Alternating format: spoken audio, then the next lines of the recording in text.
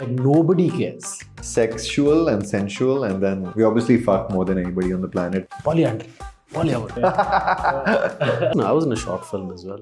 Wow, you were really desperate to leave that job, man. Saransh has lost his mind. That has to, right? There would be like 75 to 100 aunties. Is that answer your question? It's an interesting chain of like conversation. The music scene in Delhi is basically the Delhi depression. My style is Bhikhari chic.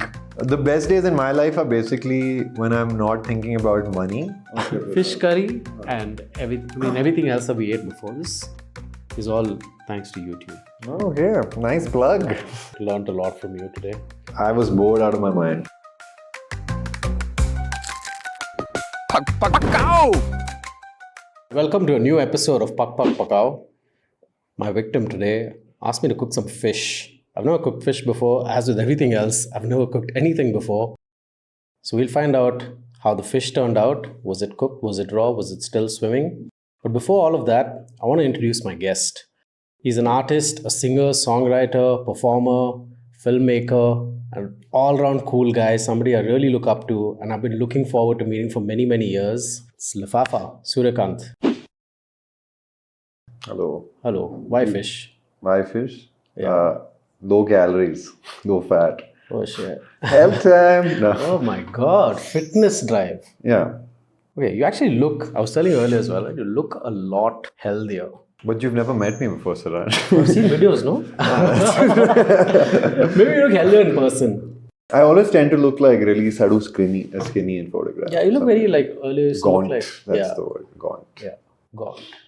What does it mean? It just means, I guess, really like someone who's emaciated a bit. Well, not really, just sharp features, sharper features, Yeah. and like has not been eating, I guess. But you've I been guess eating now. I've always been eating. But also drinking. Yeah. And just, yeah. I don't know. As you get older, you just start looking after yourself. Yeah, that's true. I'm totally with you on that. But thank you so much for doing this, and thank you so much for coming over. As I said earlier, like I've never cooked too many things before, right? So I've been doing this over some time, 13 years of a corporate career, getting into this whole space. So I'm really here just to learn from you. I have so many questions. We'll start getting into things. But we spent some time together at after your last show, which is a brilliant show. You've been in Bangalore for a few days now. So it's been up. What have you been up to in Bangalore? I've been staying with some friends who are locals near Cunningham Road and just sitting in bed and doing admin work for my life and playing video games. I got a new little video game console called a Steam Deck. Okay. Yeah, and downloaded Ghost of Tsushima. Yeah, Tsushima. Yeah, that's it. The samurai game. I don't know. I don't get to play video games a lot. So Have you been into video games a long time? I've had phases in my life. I mean, I think I was when I was a teenager. I was definitely I've always been into video games, but it's always been like moments in my life, and then I go like obsess over them, for like 3 days, where I'll just be like 24 hours a day, and then it suddenly just disappears because I realize that I can't. You have other things to do. Yeah, I have other things to do, and I guess. It shows me that I think if my life was just video games, I might have been okay with it. Which, initially I think I was inspired to study 3D animation and stuff because of video games. And I wanted to get into that industry. But then when I actually found out what they do in 3D animation, I was like, this is not... What do they do? They just so bad. Well, I don't know what they do now, but at least in 2010 or 11, basically just in front of a computer and just move one object, x-axis, y-axis, z-axis, and then keyframe it, and it's just animate. Yeah, it's just insanely boring. You just sit slow process. Yeah, and it's sitting in front of a computer. It's not exciting. The end result can be exciting, but I didn't want that. I don't want my life to be sitting in front of a computer, but unfortunately, it is sitting in front of a computer again. Is it? You mean for production work, or? Yeah, again. So I thought I'd be a musician, and it'll be like. There's some of that, but now so much of making music is sitting in front of a computer. But I'm trying to get out of that now. I think I went into this phase of being a computer producer, and then now I just want to step back into learning how to love playing music again. Yeah. How did you start though? Like, what was your entry point into playing music? Over the course of my entire childhood, there were like moments where I was learning music in some format. Like my mom was forcing me to learn keyboard. So I had this really weird guy in Gurgaon who would come once a week and he would show me how to play old Hindi songs, which is perfect because that's actually what I ended up liking. He would show you how to play the chords, and that's it. But was it like a harmonium teacher who taught you how to play? No, the he was, keyboard? you have those Yamaha keyboards where they have an inbuilt rhythm, tin, tin, tin. They have like inbuilt samba. Yeah. I don't know, there was these moments in life where I was just touching an instrument and playing around with it, but I wasn't really interested in it. Pursuing the act of it until I realized you can create music and record it. So that conjunction of being able to perform, write the music, perform it, and record it is, I think, what I really loved. Maybe because How old were you around this time? when I decided that I want to become a musician, I was actually 21, 22. Very late. Okay. Yeah. When I decided that this is something I'm going to try and make a life. So up until that time, you were just like messing around with instruments. You weren't really serious. Actually, not even 20. I would say 22, 23. Yeah. Each year counts back then. No, I was messing with instruments, but for me, there were like three moments in my life which were implicit in me becoming a musician. There was certainly like this initial sort of training I was getting with this random dude who used to come in Gurgaon.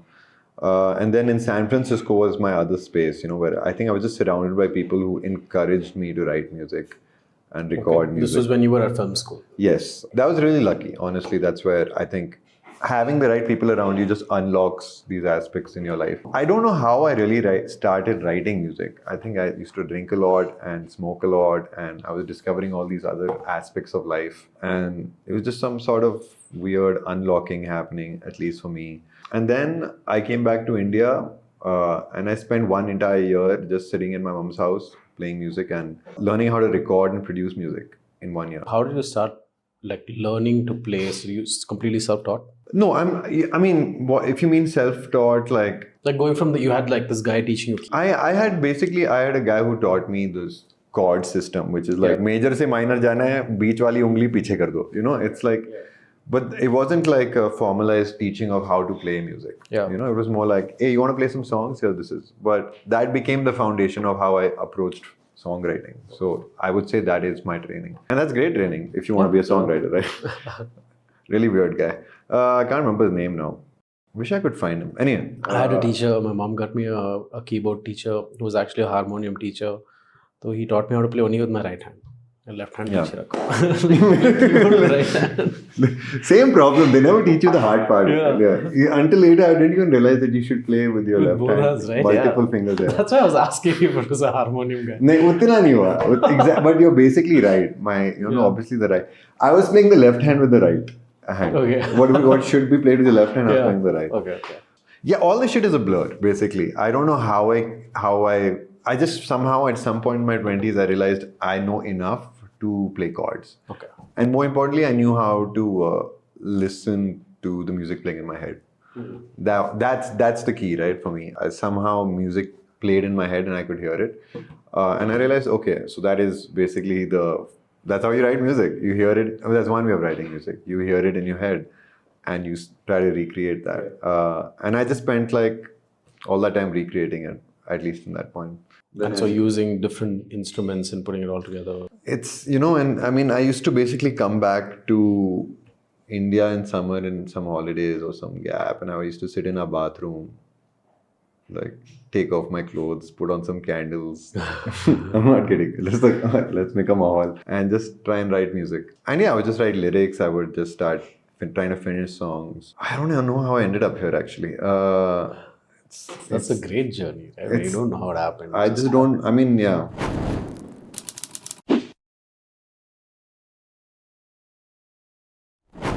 Suryakant naked in the bathroom, popcorn is here. Tell me now. Yeah, I don't know, man. It was just like, if you ask me this question, I don't have an answer for you, even though I've been answering it. That's why.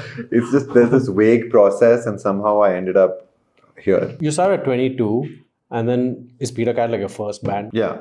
Peter Cat is so in 2011, basically I released an album called Cinema, which was the product of spending that entire year learning how to record and write music. And in Jan 2010, I came home, and Jan 1st, 2011, we released Cinema. So yeah, and then, luckily, obviously it didn't change my life at that point. It was just put on Bandcamp and we made a CD.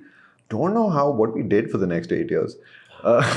It sort of just kept, the life was happening, it's like we moved to Horse Cars Village, we played shows now and then, somehow made another album in the middle. This is with you and the whole band moving around together. This is just talking about Peter Cat's history, right? Yeah. I mean, there were people, I don't want to recap my whole history because I've done that many times. Yeah. So somehow, I mean, like, it's already out there to like hear, basically. I don't want to recap the whole thing for you. But essentially, what I'm trying to say is that it's a really fucking vague journey. There are moments in my life where I think music has just sort of popped out and something special has happened. The last time I think was 2019, where somehow all of this work and pressure and everything culminated in 2 albums. One was Bimillah for Peter Cat, and one was Jaago for Lifafa, which really helped like sort of move my life ahead. At that point, I was broke. I used to live with my wife and not tell her how broke I was. And I was breaking piggy banks and shit. And then but that was great. I loved that motivation. And then COVID happened in 2020 and then it all went back forward and then started again. We started touring. So it's all really not in my control. And I wish it was, but I've never been in control of my career is what I'm trying to say. But do you wish you were? Or do you Who feel doesn't like wish they were? But do you feel like you're there now? No, not at all. Actually, I'm like, to be very honest, I feel like I'm even more out of control with it. And sorry, kind of a somber thought. That's cool. I mean, it's the truth, so we just go with that. But that's amazing. Like, so you had 2 albums come out in 2019. Both of them have done really well. They did just enough, to like move it ahead. So I mean, like, but that's made you now a full-time musician, paying your bills with music, right? That's super fortunate. Man. Yeah, that's great stuff. And obviously been growing from there, and then we had all of these international tours, and now you're also touring as Lifafa. So how did like you transition from Peter Cat to Lifafa? Like, I mean, they're completely different languages to begin with, firstly, right? So how do you go about doing a songwriting process? So started as back in 2012 or 13, I was dating this girl and she had immaculate taste in music. And, whatever, I was making Peter Cat music and stuff and I thought I was cool. This is some cool music. You always do think that at some point. But she just had another level of great music taste. She was listening to stuff I really was discovering. She was showing me like James Blake, Burial, all this stuff which is happening, outside. I was still coming from this band background where I really enjoyed music with that format. And then she just sort of introduced electronic music in my life. And I was just blown away. I was like, oh shit, I didn't even know all this shit existed. I just was completely oblivious to it. So that just forced a response from me. Because a lot of this is, and it's a funny thing to say, but so much of this is a weird challenge. I don't know, I approach all this shit very differently, and it's like, I heard all this and I was like, just immediately, it felt challenged as a creator. Like, can I make this kind of stuff? Is this beyond what I can think and do? So I set upon like, okay, let's learn how to make electronic music. Then I spent a year learning how to like make electronic music. And then in 2013 or 14, I can't remember, I released something called Lifafa 1, which was electronic. How did you come up with that name though? Which one? Lifafa. I don't know. Again, somehow I narrowed it down to 2 names. It was Bulbul or Lifafa. Bulbul? Yeah. My mom calls me. I can't put this on the internet. So then we went with Lifafa. I think I went with Lifafa because I realized that, I was thinking like, what's a name that anybody can pronounce? And even people in the East or the West and Lifafa, a joke was Lifafa, so the Chinese can get it. And then that was the basic idea. I liked the name also. Again, it was Bulbul or Lifafa. Brand building activity there. Huh? Brand building activity in terms of, how do you get that name to be memorable? That's all part of it, no? Somehow. And so I just went with it. Also, you're just more decisive when you're young. Now it's like, now I'm thinking more, what is the meaning of this? Now you also got so much access. Oh, AI, can you tell me? Oh my God. Sense? Do you use AI? I use it in music. It does something called stem separation, which is that it separates like the instrument tracks in a song. So vocals, drums, guitar, bass, you can separate all of that, which is incredible. And it's not because I'm a DJ and I want that shit for mixing. Actually, it's incredible because I'm now able to go through all my old recordings of the last 10 years. And there's so many, things which, wow, this sounds amazing and all that stuff. Shit, I fucked up the singing. Or shit, the drums were recorded badly. And suddenly I can open that file, even if it's a single MP3 track, separate everything, remove the drums, re-record the drums. So suddenly, like, this archive of music which I have of a decade plus, which is, I don't know, like hundreds of hours of music. All of it is now suddenly available to me to redo, rework. I can change my history, my past. But yeah, actually, that's for me is the most mind-blowing thing. So in a way, that's also become this, what I'm trying to do these days, which is really go through some of the older stuff which had so much youth impulsivity, which was super nice, but I just didn't have the technical ability to somehow make that idea work in a certain way, and I'm a little more like comfortable with that now. So I'm like, okay, maybe I can go back there and still capture that raw energy which is there, and now just correct it a bit. Like remove the voice and re-sing it, because I think I sing better now. So that's just that's for me what AI has opened up, and it's integrated into Logic now. Logic being music software, basically. Yeah, that's mind-blowing, actually. I think most non-musicians won't be aware of that. But the rest of the stuff, ChatGPT and stuff, I don't find it very reliable yet. The other day, I was like, hey, here are some songs. Take all the lyrics out and make a PDF. I want to make a lyric booklet out of this. Yeah. And, it shits out some PDF, which is like some numbers. And I write like, hey, ChatGPT, I'm very polite with it.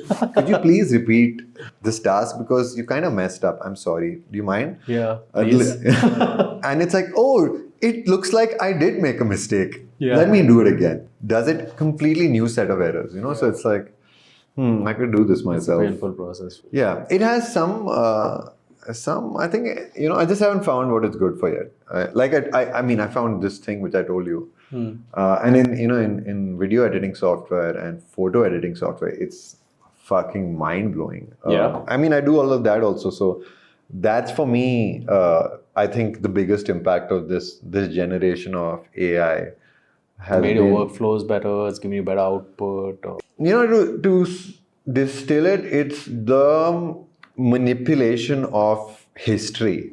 It's just become this amazing tool for that. Some people will be very excited to use manipulation of history. That's what it is, though. You have a photograph, and now you can modify that photograph. You can modify the video. I can extend it. I can remove objects. Same in music. I can, like I was telling you, change the very essence of the song. That's what this generation of AI is doing with all this creative software. Now, all the other stuff, which is, I don't do research in the sciences and maths, so I don't know like how impactful it is. I've heard it's doing a lot in the world of surgery and not surgery, medicine and stuff like that. I'm sure it's going to do a lot of things there, which doctors will find useful. In terms of all this writing, creative writing and stuff, I'm like, help me write an email. Yeah, my life is just mainly just help me write this email. I don't talk to this. I don't even know how it can be helpful in doing that, other than just auto answers. Yeah, exactly. Which already could do, it could just like thanks for sending, bye. Yeah. Which is like thanks, I will get back to you. Yeah, that's pretty cool. But okay, so you had Lifafa, you narrowed in on Lifafa. And then you went from there. You had Lifafa Volume 1. Oh, yes, correct. And when was this? What year was Lifafa? This was 2012 or 11. Is it still out there? It is. It's on my Bandcamp. Okay. But it's not on streaming? No, it's not on streaming. Okay. Yeah, I have this weird, relationship with... Not streaming is, very protective of my work in terms of like, what do I want to put out and all that stuff, which makes no sense. But, okay. Yeah, and then I think... Around 2013, I released a small EP of 4 songs called Inhiko, which had four Hindi tracks. And that's the first time I sort of ventured into singing in Hindi with Lifafa tracks. And that, I think, was inspired by this fact that I went on a small European tour with Lifafa back in 2012 or 13. And I was staying with this guy called Edo Bouman, who's a foremost record collector from Amsterdam. He's actually famous because he discovered, well, not him, but he's one of the guys who, along with a friend of a person I know, Rana goes, discovered Charanjit Singh's vinyl. You know that? Yeah, 10 yeah, Ragas yeah. to Disco Beat, Yeah. right? He discovered and they reprinted Yeah, that. they reprinted that one. Anyway, I stayed with this guy for a few days and he just blew my mind open to like the world of music. He has like 50,000 vinyls, you know. And Really? yeah, I mean, Like in his personal... in his personal collection. His apartment is just like double this wall and just vinyls. You need a ladder to like go up and down. That's crazy. And he just spent like 3 days, you know. I think he recognized someone who would appreciate his taste, and I did. We had something, you know, like it just matched our taste really well, and it was in sync. And he just kept playing track after track, different tracks from different cultures, like, you know, North African, East Asian, Thai music from Hong Kong, all this stuff. And I was just like, this is amazing. I love these rhythms and stuff like this. And it just really inspired me to like re-examine, you know, my own relationship with music, which was so heavily at that point, you know, dependent and based on like my relationship with Western music. What were you listening to at that time? So as a kid, you know, I listened to a lot of old Bollywood, which my parents listened to, which I really liked, you know, but I just never thought of it as music I wanted to make. And at that point, I was listening to, you know, all your standards, your Nirvana, the Beatles, a lot of American indie music, old 60s British rock, all this crap. And I mean, I was frankly, you know, and a lot of soul music. I think soul music was a big part of it, but I was frankly like alienated by doing all this in India. I still do, you know, in a funny way. Yeah, that's what I was going to come to that. Like I'm assuming a lot of you wouldn't have too many people in your age group listening to that kind of stuff, right? So, like I'm assuming you did all of this by yourself, Do what by myself? listening to this type of music. People around me who listened to my bandmates were listening to that music, you know, stuff like that. That was happening. But I just meant I meant in terms of this fact that, let's be honest, like, you know, the kind of people who listen to that music were people who had the exposure to the West, were of a certain like income class, had been like sort of exposed to the culture, like all this stuff, hipster culture, right, basically. And I guess making music like Peter Cat for a long time felt extremely out of place in India. I was like, here I am, you know, and here we are making this English music, which has, you know, which is totally doesn't match the reality of where we live. And my mom also doesn't listen to this music. So that was also this small, like, sort of fact. And I was like, you know, I have to answer this question for myself. And it's so silly in hindsight because it's something I should have immediately gotten into. But I guess it took time. And then I was like, okay, I'm going to make Hindi music. And I started doing that in 2014. And I decided I'll combine, you know, some of these electronic ideas I've had. And then, you know, inspired by that guy, Edo, who had just shown me what his exposure, what he showed me was like so much music which was proud of, you know, its where it came from in a certain way. You know, it was mixed, obviously, you know, like all this music was still inspired by, you know, some American music, British music, but it still like found its own place and stayed true to itself. And I was struggling with the quintessential like, Indian thing is like identity. You know, that's like one of the primary conflicts that we have. Indians of all like ilk have in this country, right? Yeah. Especially if you're English educated like me. A lot of these people who went to like all these elite school, private schools in India and Delhi and stuff. All these big cities are basically like all the, you know, they're all connected through this. It's that circle of the elite. Like every time I meet somebody from like Delhi or Bombay and they're like, oh yeah, I know that person, like 2 degrees of separation, and they'd be like, small world. It's not a small world, a massive country, but it's a small circle of It blows your mind, yeah. It's like, dude, in a population of like 1.5 billion people, like it's such a small circle that it should just tell you like the reality. Anyway, exactly. All that stuff, you know, so it was just sort of, I wanted to break out of that. It was important to me. So I just started writing Hindi music immediately when I started writing Hindi music, you know, I realized that, okay, this is complicated because actually like to write honest music initially, you have to sort of feel it in a certain way. And I was, you know, I write English, a lot of my English music lyrics are, for example, based in a lot more, initially they were like a lot more based on like my internal philosophy, my internal experience of life. Do you think in English? It's a mix, you know, definitely. I still think 60% in English. It's maybe I thought a lot more and then I code switch, you know, like, so there are some people I'll think more in Hindi and some people like more, you know, so like depending on the group of people I'm hang in with. I love like just I don't mind. That's just again being Indian is basically that. You're always like switching and Yeah, mixing languages as well, right? Yeah, English is the real language, Yeah. right? So, now I realize, now I remember. So basically, you come from this sort of elite background, and you generally thought in English. You connected to English culture. Everybody's watching Friends, all that crap. Yeah. So you're growing up with this like total culture which is separated from the world around you. It's bizarre. I mean, even now I don't really like deal with it well. But then I thought, okay, so then when I started writing Hindi music, I realized what was driving me internally is I have a sort of patriotism in me.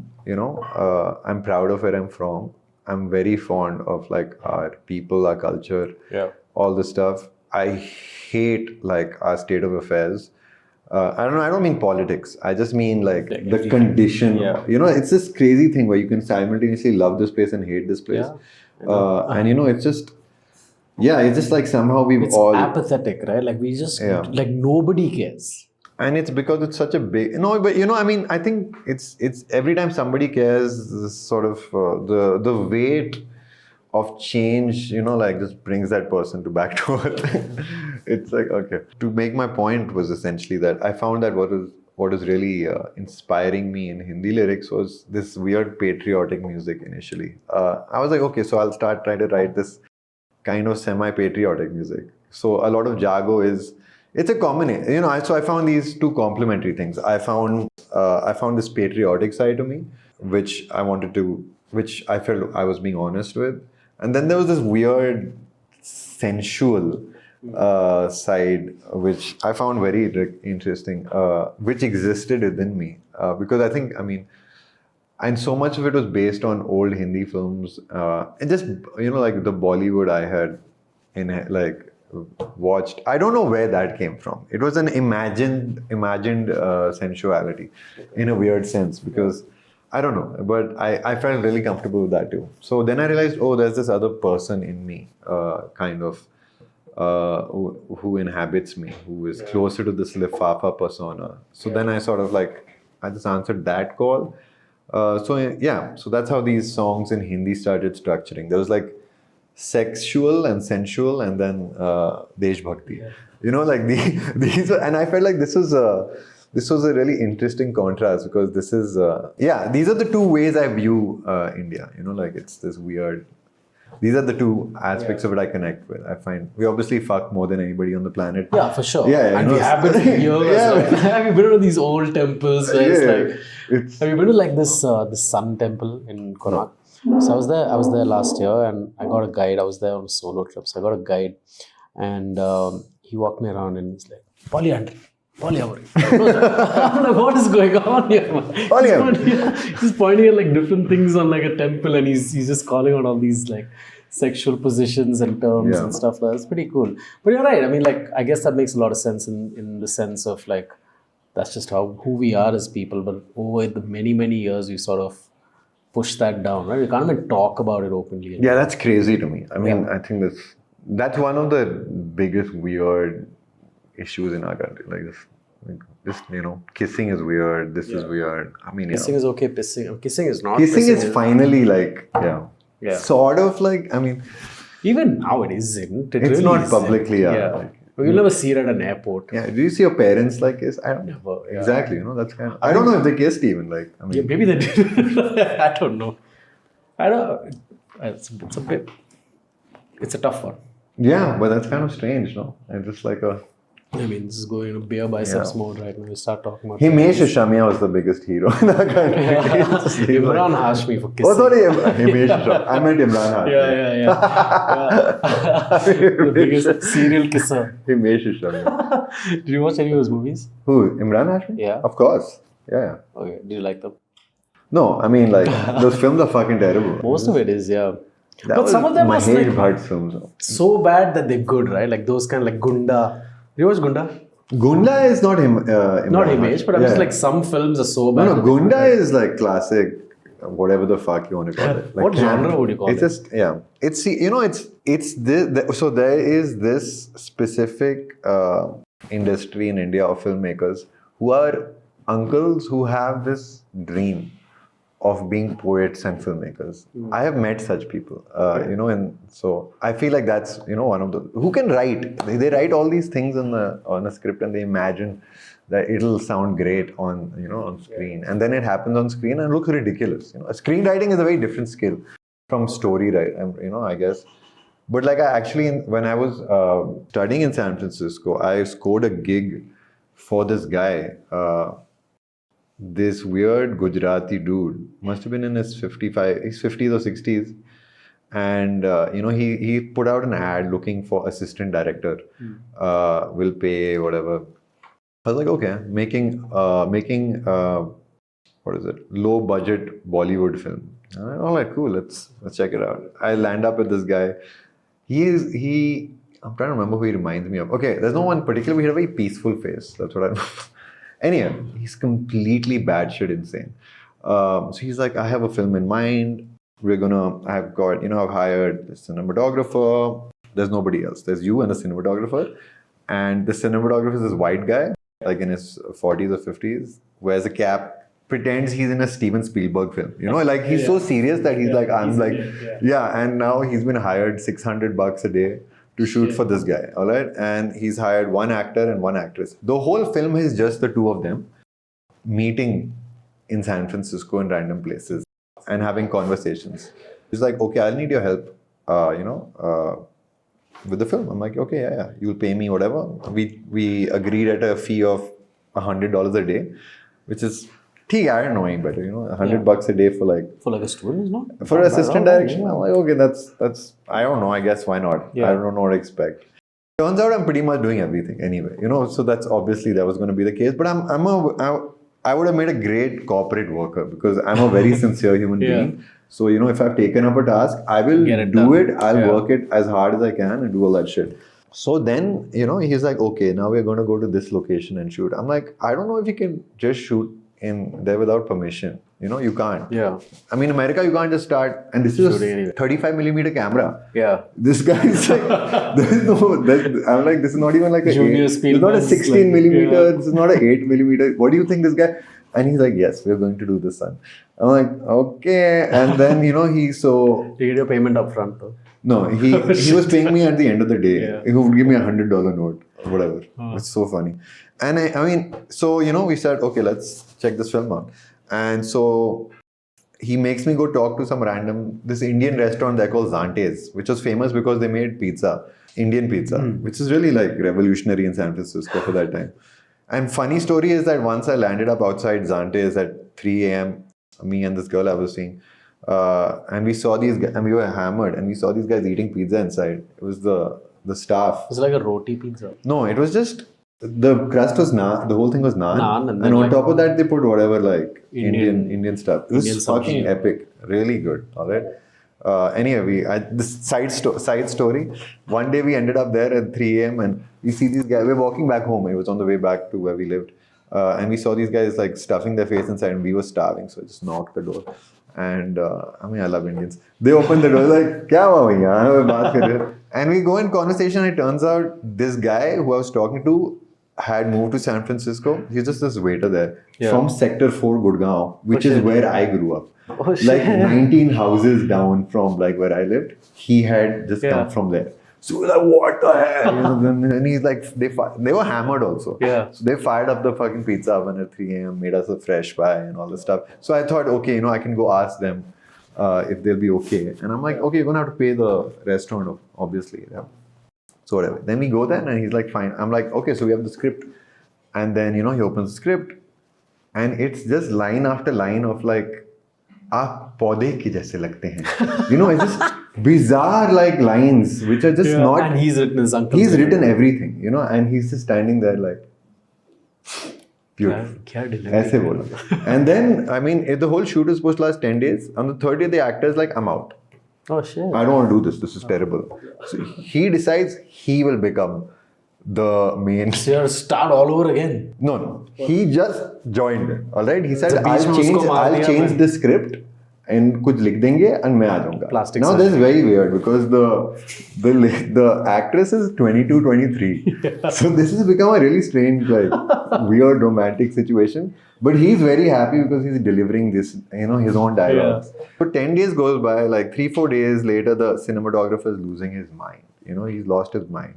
I mean, also, white people are super like particular, like I got to do from like 9 to 5 is my this thing. I mean, so he's like, it's your job to convince the Steven Spielberg guy to continue on. 5 hours, 6 hours, I'll pay him everything. This guy is losing his mind somehow, And he, at some point, he's standing there and shit talking to me about the director.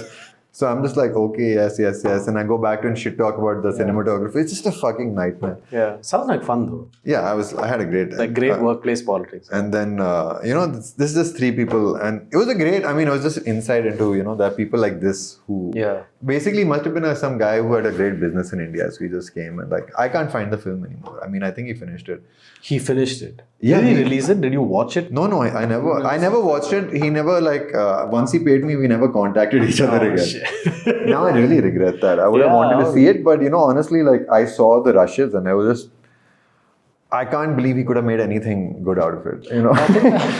It's just the worst film I'd ever seen. I think as of today, Gunda level, like that's what I was trying to get. Sorry. I couldn't think it would be better than Gunda. Or would it be Gunda's amazing. Like it's bad, good, bad. Gunda's properly bad. Yeah. This was just bad. I would love to watch it. I was in a short film as well. After I quit my job, that's the first thing I did.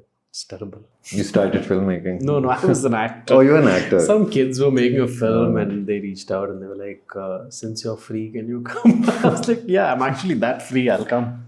What did you do in it? It was one of these filmmaking competitions. The 24-hour, 3-day... Yeah, 24-hour thing. Oh, yeah. So they're given a concept. I know. I participated in one, yeah. What did you make? I'll tell you about mine. Some fucking horror film. Man, this is like 2010. There was this happening in Delhi only. I was just sucked into these friends of mine who were making it. And I mean, I left somewhere in the middle of the night. I was like, you don't even need me, guys. This is some 2 people horror film you're making. Everybody ends up doing horror because in 24 hours, the easiest thing to do is, either some like... Yeah, some horror film. Yeah, horror is easy, Yeah. That's the student filmmaker's film is horror. Oh, really? Yeah, because low budget. Oh. And you don't need great actors, Okay. Yeah, though this one wasn't horror. I mean, my acting was horrific, but That's how it should be, man. Starring Saransh, the worst actor you've ever seen. Yeah, exactly. I was the father of 2 kids and my wife has died. And these kids basically are fighting with each other. And then like they have my voice in the background. I sent them a voice note that I got on my iPhone. Like, hello, bacha. Oh my God. It's like that Amitabh Bachchan. Yeah, it was exactly like that. It was even worse than my voice, right? Yeah. Perfect time. Yeah. Should we get a drink? Oh yeah, sure. I need ice, lemon. Oh, yes. That's all good. We all got everything here. Ice. Can you ask Vijay? Just trying to get some fresh ice, no? That's fine. I'll just use that ice while it's still alive. So yeah, that was the first thing that I did after quitting my job in my hunt for things. And now as we spoke, right? So Make sure that I'm sorry.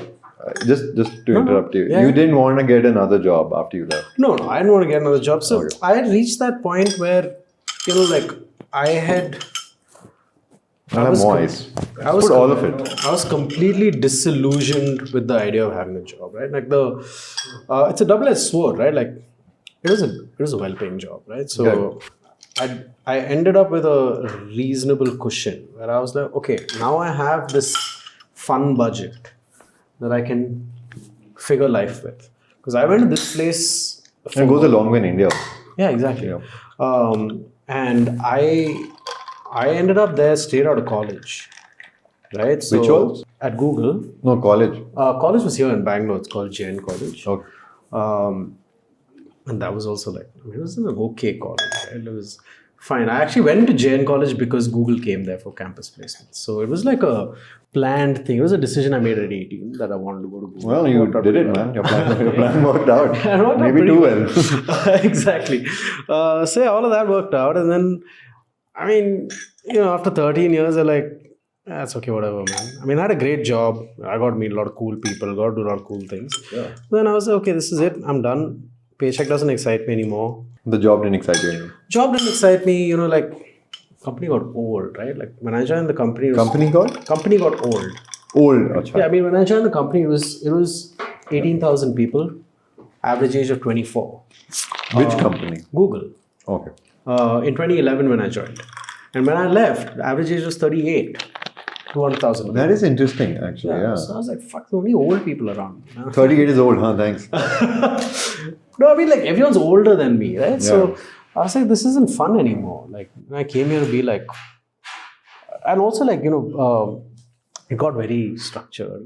Classic American company problems and all. That's the trajectory of anything which Yeah. gets too successful. No, Yeah, I guess. exactly. Like, It's yeah. great for the company, great for the stock, great for my savings. But wasn't so great for my career. So I was like, okay, bas ho gaya. I'll go figure things out on my own. And that's what really brought us here. I mean, like I quit my job, I tried acting, realized not for me. Then I was like, okay, ab kya karu? So I went on a few road trips. I did this trip. I went from Bangalore to Jaisalmer. From Jaisalmer, I went to Sikkim. Oh, wow, Sikkim, nice. I drove back to Bangalore. I did all of this solo. On a car or a bike? In a car, and I did all of this solo. This was actually pre-quitting my job. This was, do I want to quit my job? So I was like, acha, Then we go on a journey through India. yeah, where can I find solitude? India में तो सिर्फ एक ही जगह मिलता है. Either in your house, वो भी फिर घंटी बजती रहती है, or in your car. Where did you find the solace in India? It's really just in my car. Where else are you going to find Oh, solace? Right? I meant like in terms of location. Location-wise, I mean, like to be honest, there isn't any place where you can. I mean, it's hard to answer, right? Like it was very different. Jaisalmer was in the desert. Sikkim was. You go to Gangtok, I guess. I went to Gangtok. I did North Sikkim. North Sikkim is beautiful, right? Yeah, it's 0 beautiful. Point, I guess you went up there. 0 Point was shut because of weather. But I went to Mount Katao. Beautiful. It was April, right? So it was, like the snow was still there. It just snowed the night before. So it was an absolute beautiful drive through like. It's one of the most stunning places I've ever been to. You've been to 0 Point? Yeah. God, lucky man. I didn't get a chance. Did you go to Yumthang and I don't remember now. when did you go to Sikkim? We've been 2013 or 14. Okay, that's pretty early, right? Sikkim wasn't really on like a lot of people's map back then.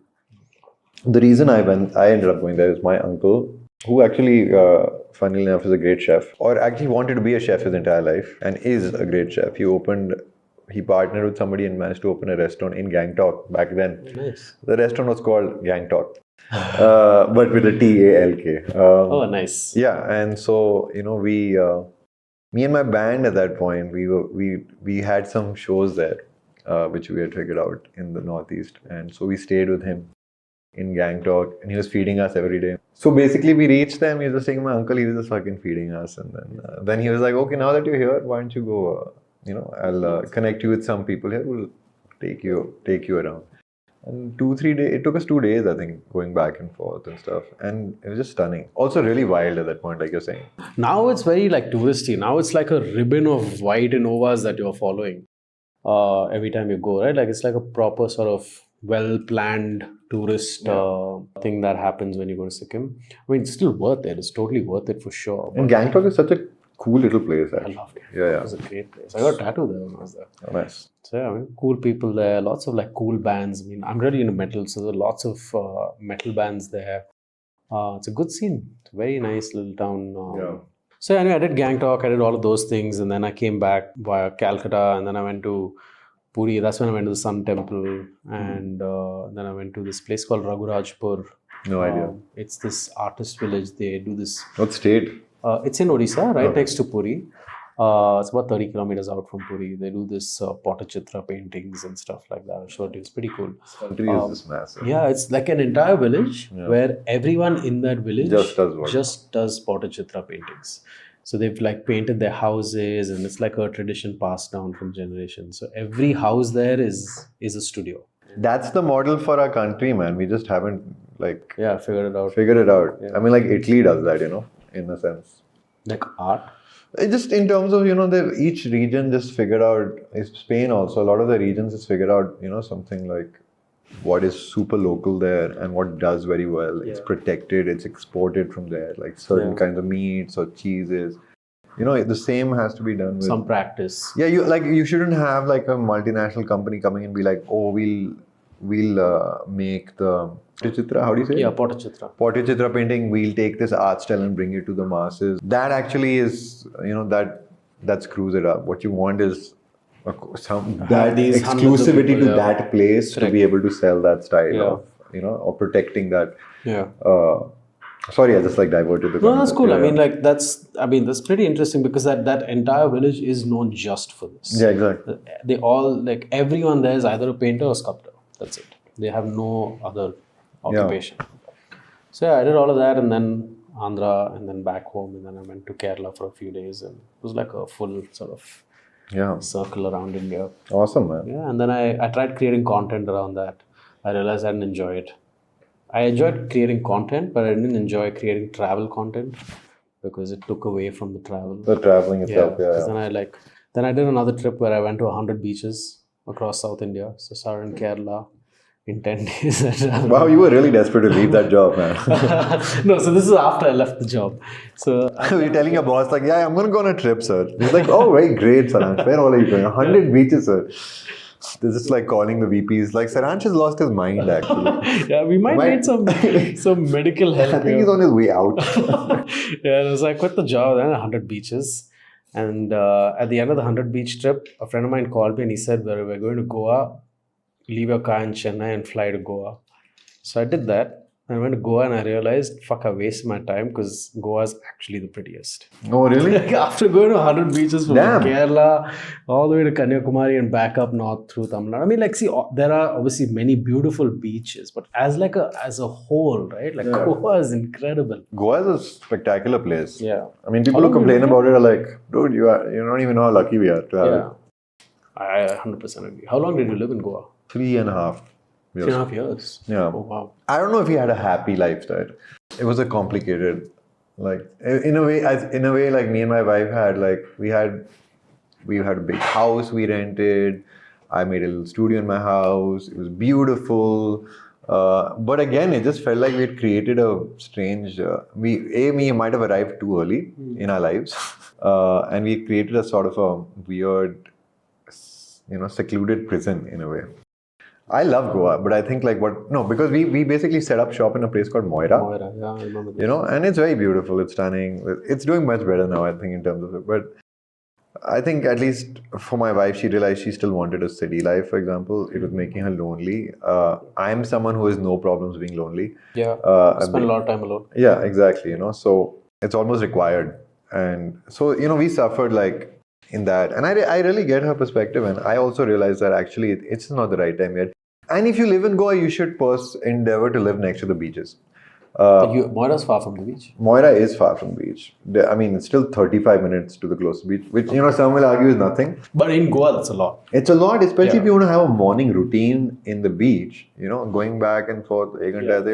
And basically, I think like if you're lucky and you can do it, you have to have a relationship with the beach in Goa, which means you build your life in Goa around the beach, and you'll find that's not a necessity. I'm not giving like ultimate gyan here. Yeah. But I realized maybe for us that would have been a good because we both love the sea. I don't know if I love it as much as her, but just getting up, going to the sea, doing something, coming back every morning. I think if you had that routine, you would have been happier. But instead, our routine was more like, okay, getting up and living this sort of like city life, but in the middle of a village, and like, So when you say city life, is it like you just do your thing and then you meet people? City life means, dude, you get up and, like you have a maid, all that crap, like the house routine kind of. The house routine and like, I mean, this is all connected to a big reason why I just don't like living in India because I don't want to be surrounded by people, right?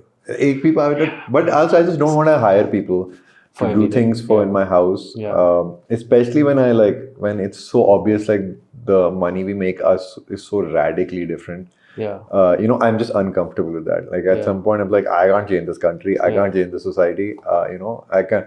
Sure, I can be the person who gives my maid 50,000 rupees a month. Spoil her that she can never work anywhere else. I mean, sure. I mean, I can do that, but I didn't. I didn't have that. Like, I didn't have that much money, and I didn't want to be in that situation. So, So I just like living abroad now for a bit, and at least it's so stupid, but it's almost like having control of your life in a certain, being responsible for yourself, and in control, right? Fully in control, and and just be in touch with that part of my being in touch with that part of our life has been amazing. We've been basically abroad for almost 2 years now. 2 years. Yeah, 1 year was in like I was saying in Boston, and then 1 year we just shifted to London for a few months ago. And I don't think we're going to settle down abroad, but I definitely want to spend a few years there and have a new. That's a cool experience. Yeah, just want to have some new stimulation and just go there and be like, get away from this life for a bit. Cool. Let's get the fish going.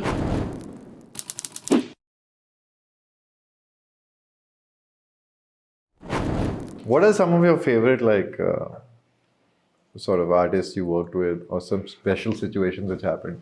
So, I mean, the whole situation in and of itself was pretty special in the sense that, that whole thing was booming, right? Like all of a sudden, like I see so many artists you've never heard of before suddenly finding fame, and they're starting to make money and make a living off of actually just making art, right? I was actually in COVID lockdown stuck in an apartment in Bombay. So just sitting around, like that's when I in fact discovered Lifafa as well, Jaago, and discovered a bunch of other artists. But one of the artists that I really passionately sort of continue to work with is also Seedhe Maut. Are you familiar with their work? Yeah, of course, man. Yeah. Incredible work ethic. Beyond, I mean, I think they're spectacular. Production, the rap, I mean, it's world class. Yeah. I really love those guys. Are there any other artists from like the rap scene that you're I don't listen to rap at all. So, I mean, from the Indian scene? I don't listen to any rap in general. So, broadly from the Indian scene? You mean rap from the Indian scene? No, not rap, like broadly music from the Indian scene? That you're sort of really keen on. Honestly, I mean, I think I've said this, I very rarely listen to music now, period. But let me think. I'm really impressed by, like, in general, I think a lot of Hindi music which has started coming out. Like, I really like these guys, Karun and Nanku. I think Char Diwari, these people make very, and he's also such a auteur, he does a lot of his own filmmaking. I really respect people like that. You seen his new music video? Yeah, it's so, it's incredible what he's doing at his age. Yeah. And like, I mean, I don't listen to the music because it's not the kind of music I listen to, period. So I don't connect with it at that level. But I know what it takes to, I have a respect for like what it takes to make this stuff. And like, and I think finally it's coming from a place, a lot of Indian music is coming from a place where it's really meeting the moment in India itself and like what it means to be from here. And I think people are responding to that. I think there's a lot of, I think the best thing rap did for India is that it just opened up the class barrier rapidly, which like my kind of music is still approaching a sort of a, more elite sort of, I'm talking about Peter Cat, for example. At least initially, I'm happy to see when Peter Cat has started percolating to a broader audience in India, which I'm very happy to see. And a younger audience. And a younger audience, and like I think people are interested in that, which is awesome. But like these people I'm mentioning, I really think they're cracking open that, which is awesome, So that's the first thing. That's the most important thing for a good music industry is that it has to start breaking that shell of like...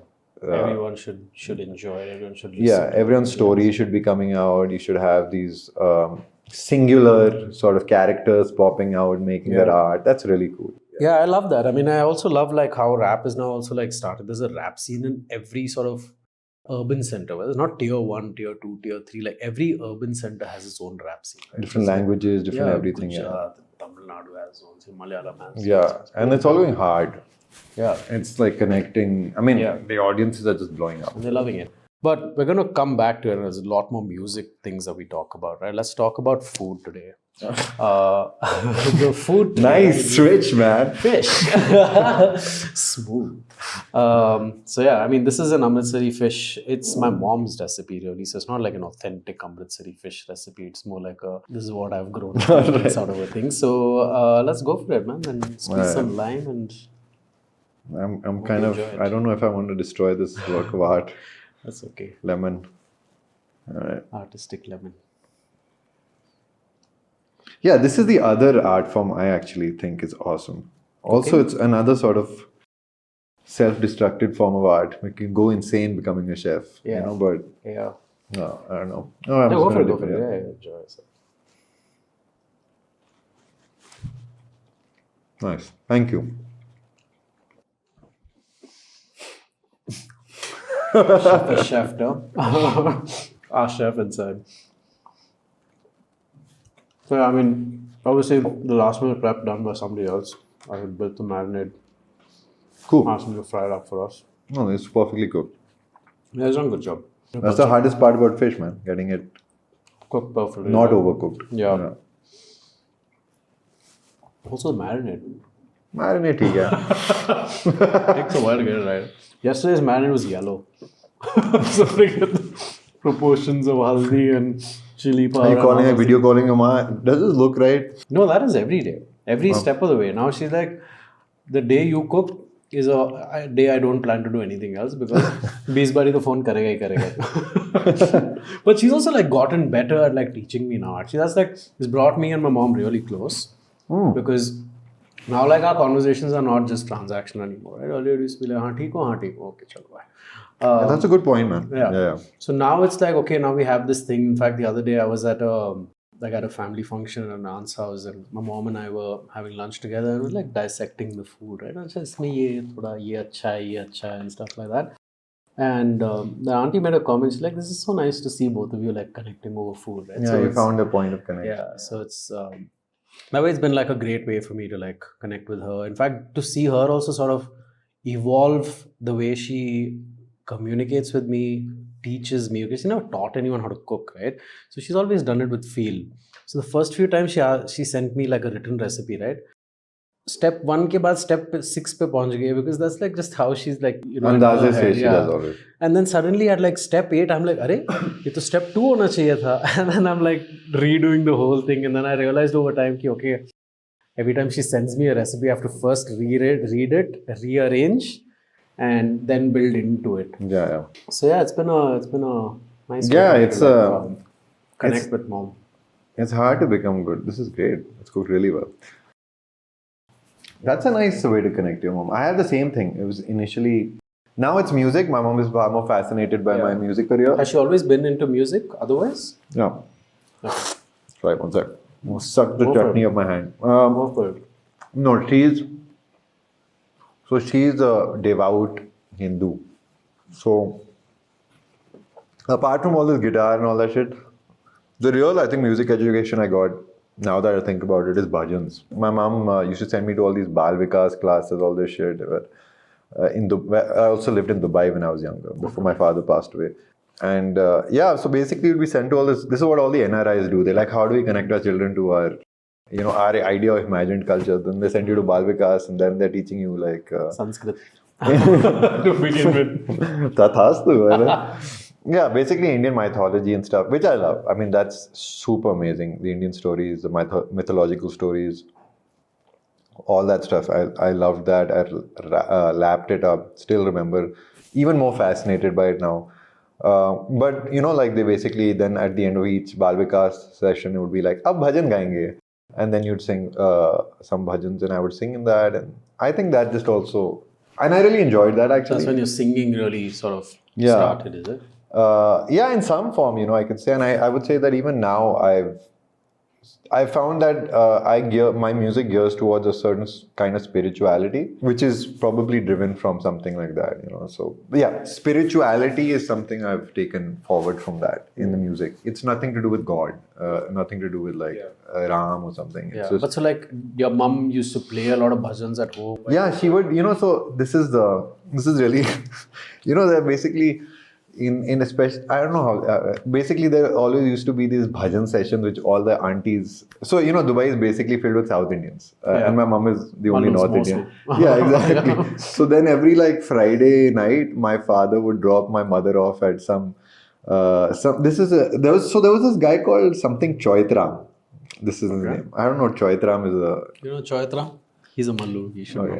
Anyway, Choitram had some like supermarket empire. Okay. All right, in Dubai. Lulu, not the Lulu. Not the Lulu. Lulu is like superstores, and Choitram was just supermarket. Okay. Like food stuff, food items, and so he. I remember this guy. Like he used to always sit in this chair. He had this palatial house, and there would be like 75 to 100 aunties just sitting there. And they'd have some guy leading, and then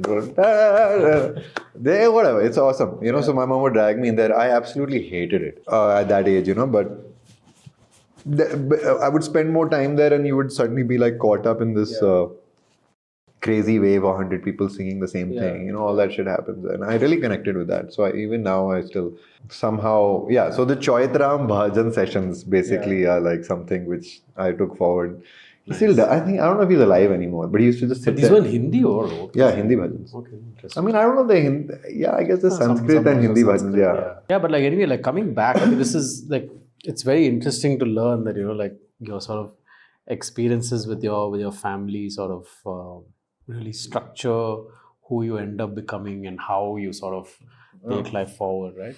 But coming back to that whole point that you were making with rap, I feel like that's where the sort of larger industry is headed, right? Like rap sort of becomes an entryway, like how I'm assuming pop must have been for a lot of young people in the Americas in the 90s, where you entered music through pop and then everyone went into their different directions, right? Like for me, I entered because my sister, I have an older sister, she used to listen to a lot like Backstreet Boys and West Side and those 90s, kind of In Sync and all of that stuff. And then I discovered boy bands. And then I discovered like Metallica, and then I went to Linkin Park, and then I went deep into metal, and like that became sort of my entry point in music. I feel like with the younger Indians, that was rap and hip hop because of everything that was happening in like the early 2020s, right? And now also that film I think had a big Gully Boy. Yeah. Gully Boy had a big that was impact. 2018. I think Gully Boy came up in 2018, and then from there that sort of wave took off, right? But I feel like it's very interesting to see that now there's so many different genres that are being built out that I feel like they're not traditional genres of pop, or like even how Peter Cat and Lifafa, you don't fit into a traditional mold, right? Like how would you define like your genre of music? Which one, Peter Cat or both? No, I mean it's genre fluid, as they say. Yeah. No, that's that I think that is something I find it fascinating to observe the culture of music in the West, where it's so well developed. But I realized that one inherent danger in so many acts up to a certain point was that once they had found a sound, they tended to repeat it. Like they found something and then they would like continuously sort of stay connected to that for a lengthy period of time. Not a lot of the great acts, but that tended to happen. So immediately, all the music I found myself connected to inherently for some reason, like in the West, like I love Velvet Underground. So I just found myself connected to less polished music. I just, for some reason, something like that. And I found that what I loved about it was the inherent variety. Like fucking one song was this word, one song is this word, one song is this word. There is just, you create a universe, you're not stuck in one sort of world. And so I took that. So I applied it to our music, and I think it is it's sort of almost like a requirement now, which is like you can't become just a rock artist. You can't just be a hip hop artist. You're expected to branch out. Your fans also expect it now. They're like, what era is this? Shit like that. The lingo changed accordingly, and goes through even in your albums or even your stage show. Like when we talk about shows, that's a different thing altogether. But even in an album, you take us on like an entire journey, right? Like it's really cool. How do you sort of like then decide how a show will flow, right? Because I think this was after a very long time for me. This last weekend is when I saw Peter Cat, and I saw you like at a fairly large stage, great lighting, and like the overall experience was like an authentic, full-fledged sort of Peter Cat experience. Right? So how do you define or how do you design an album? And two, how do you sort of then from all of this discography that you have, then go into building a show from there? So let's start with the album. That's a good. So it's again, it's an ever-changing process. But I think intrinsically, in a funny way, I found it connected to my personality. Personally, like I am a person of, roller coasters of emotion. Like I go up and down, and I find that's the way I approach my music. Yeah. And also cinematically. So when we plot out an album and how it should flow, I want it personally to have this sense of ups and downs, like start in a certain place and then have a meditative state and like feel like this euphoric change, this and that. And we try to translate that into a live experience also. It's we also have such a variety of songs that so initially when we started, for example, it was essential for me that each song transitioned into the next song seamlessly, without any gap. So sometimes we try to figure out, hey, what sort of sounds and music could be used to bridge these songs. Maybe it's samples, maybe it's some continuing note, maybe it's in the same scale, so we can do that. Obviously, it doesn't work all the time. But in the live show, we try to bridge it with samples, and just have these experiences. Like one song starts with the sounds of birds and crickets, it's interesting when you're doing it in the evening, where obviously there are no birds. Yeah. But so you have this strange sensation of morning or daytime happening. Then the song starts and it bridges into something, and there's a string note which continues, and we figure out that this string note matches the scale of the next song. So it's this. I want this feeling of never endingness. Yeah. Essentially to happen in the shows. That's the main driving sort of factor. And then you have your classics, like, some songs should be saved for the end. Yeah. Things like that. Ones. But I think basically we're not afraid of silence and we're not afraid of slow songs. Yeah, actually, I noticed that. Right, there were so many points in the show where it was just silence, and it takes you a minute to realize, okay, this is actually part of the show. It's like part of design, right? And then I also found what I found really interesting is that you're constantly sort of moving, like at least you, and then I think Karthik. Everybody is constantly except for the drummer. Everybody. Yeah, everyone's moving sort of positions and instruments. And is that like by design, or is it just sort of interest? How did that happen? I mean, honestly, we're all songs to the slave. So what the song dictates, sometimes so pretty much everybody in the band can play multiple instruments. So our bassist Dhruv Bhola, he's brilliant at guitar, bass, piano. He's an incredible singer, songwriter, producer. He himself is an entire industry. Yeah. All right. Karthik himself is also in it. He plays the trumpet. He plays a great guitar. He sings amazingly. Another great songwriter. And then there's Rohit, who's probably the best musician in the band, along with our drummer. He can play fucking clarinet, saxophone, trumpet, piano. He's also a really brilliant drummer. So, we just figure out what the song needs. Oh, if someone needs to play piano, bro, can you go play piano? Because I'm playing guitar, I can't do this. So it's really a weird concept. There's a practical reason that everybody switches around to execute the song. And that ethos is there, that the song dictates. So there's nothing about, I want to look cool like playing guitar. None of that shit matters. It's more like, what do we need to execute this song? Get this done. And that's really it. There's no deeper thought in terms of the instrument switching and stuff like that. And I guess the thing is, we're not a traditional band in the sense that, and I also envy some great bands which are basically we make music with this composition or this sort of state. Like you're on guitar, I'm on bass. No, it's, so even sometimes the songs are designed beforehand. For some songs I might have already written the piano, already written the guitar, maybe some drums. So in that sense, we're actually just trying to reproduce who's doing what just to execute the song live. How do you actually go about writing a song as a band, right? I've actually, obviously I've never written a song. I've spoken to a lot of musicians, I've worked with them. So I have some idea of how solo musicians go about their production work. I've not really had a chance to interact with a lot of bands. So how does that happen? Like in a band, how do you sort of, I mean, for Peter Cat, how do you do like how's a song written? This is a good question because it's a constantly changing thing again, and we're now trying to transition to a new state. But I'll tell you, like up till now, how it's happened is mostly is that I've come with the song. Because when the project started, I inherently did most of the writing and most of the instruments, or a lot of the instruments, you know. So there was a sort of pattern which set in, which is like Suryakant is writing the songs and maybe he'll have a guitar part, drum part, maybe piano and stuff like that, whatever.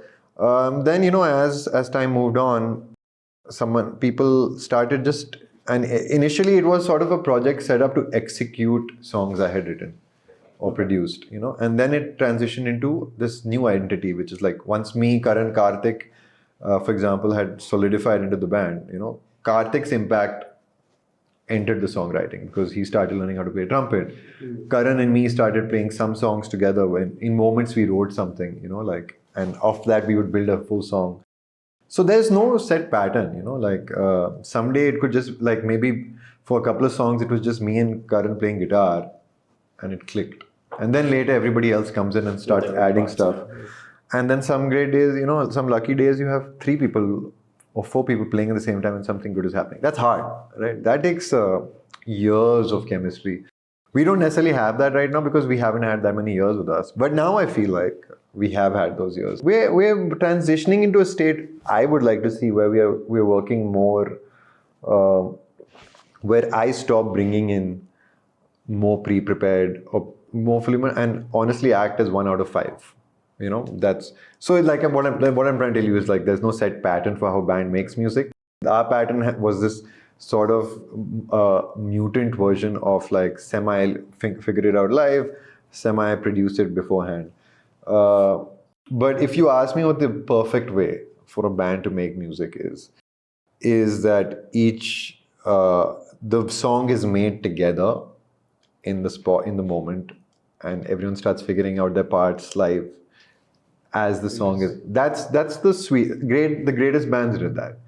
Starting with like the Beatles or something. I would say my favorite bands, not the greatest, but my favorite bands have figured out what their chemistry is and inbuilt chemistry. Don't have to force the chemistry. Yeah. Just figure it out and then, you know, refine it till it's a great song. So that takes a lot of years. And I think, like I said, you know, usually people who do that, I think start being a band maybe like a great, okay. So like some bands I can name which have that inherently are like, obviously the Beatles, Radiohead. These are bands that started in high school. You know, you have, so maybe a 16-year-old, 17-year-olds. So they grew up together. So by the time they reach the mid-20s, they know each other. They like, you know, it's like a marriage. Mm-hmm. Like you can read each other's minds.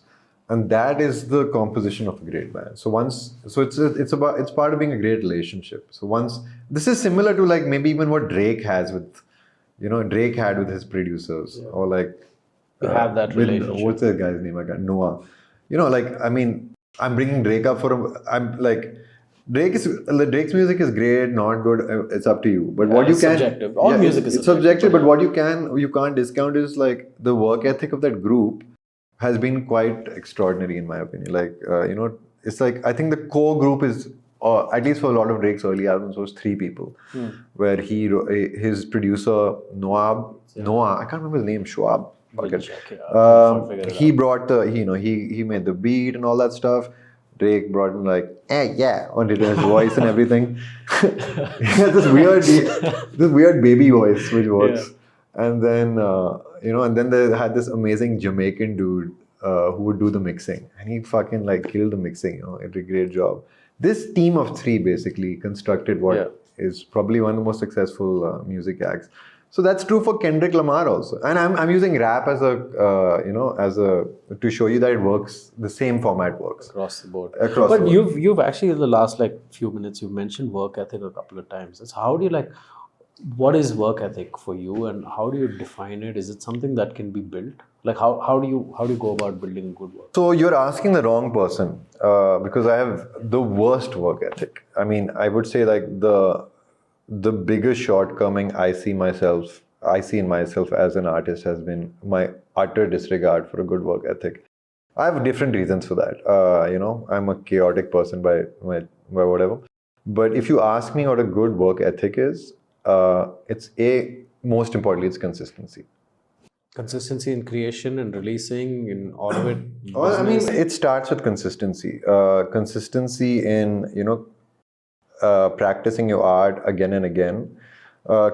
Consistency in everybody in that team sort of working together and just getting better and faster and better and faster.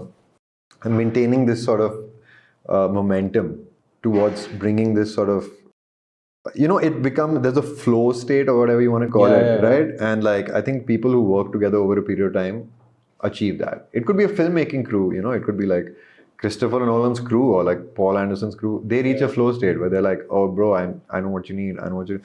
And it just starts happening fast. So when you reach that work ethic, you can beat the world, and you need to, how do you build that work ethic is really like a mystery for everybody. Everybody figures it out. So like I brought up Seedhe Maut, I think you have a good work ethic. Or it seems like they have a good work ethic because I think they put out a great body of work. I don't think they've let down the momentum. In our case, it's more like mujhe to aadha decade lagta hai, bro. And I'm not necessarily like happy with that, but that's kind of like the way I function. But then, you suffer from like years of constant confusion. So the work ethic is something which defeats that confusion through consistency. Now, also like I think a part of that is sometimes success can feed into work ethic.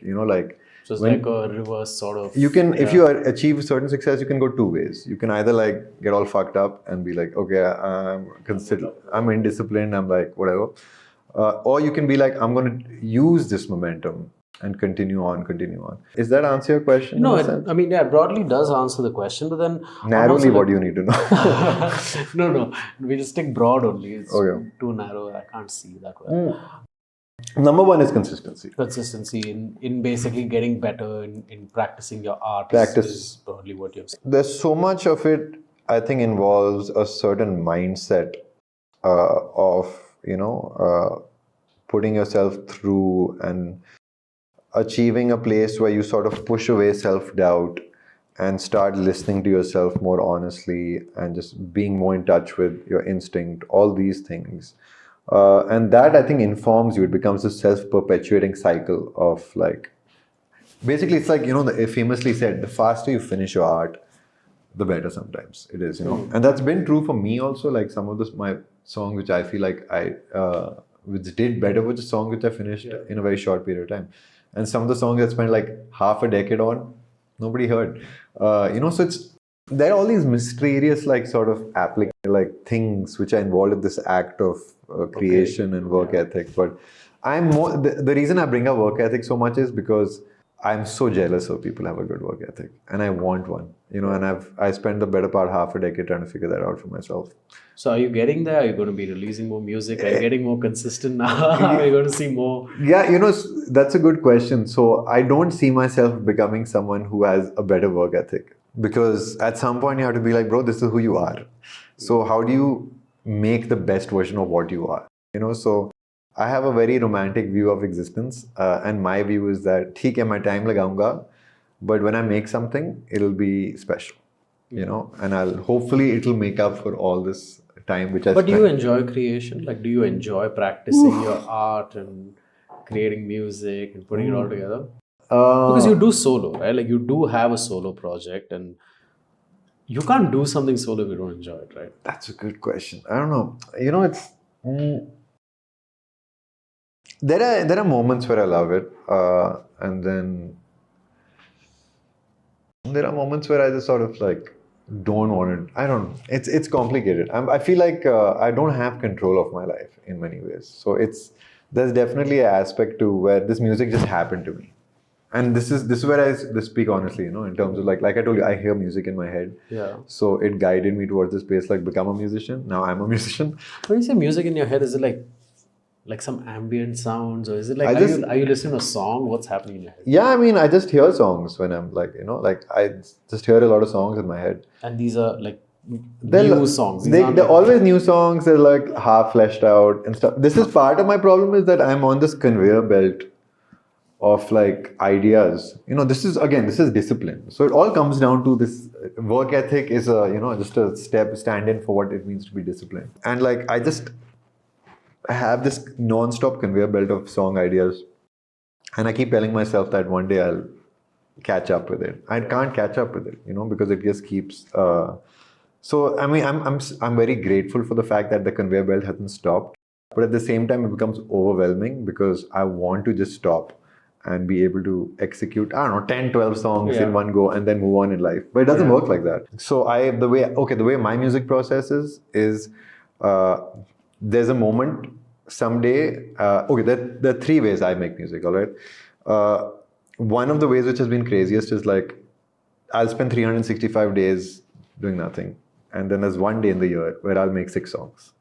And I don't mean like the songs are like that are marinating in your head over. I guess so, but like sometimes it's not even marinated. Sometimes it's just like I don't know, something happens that day and I'm like set up and just write some songs, and then I'll write 6 ideas will happen which I really liked, and I'll be like, these can become songs.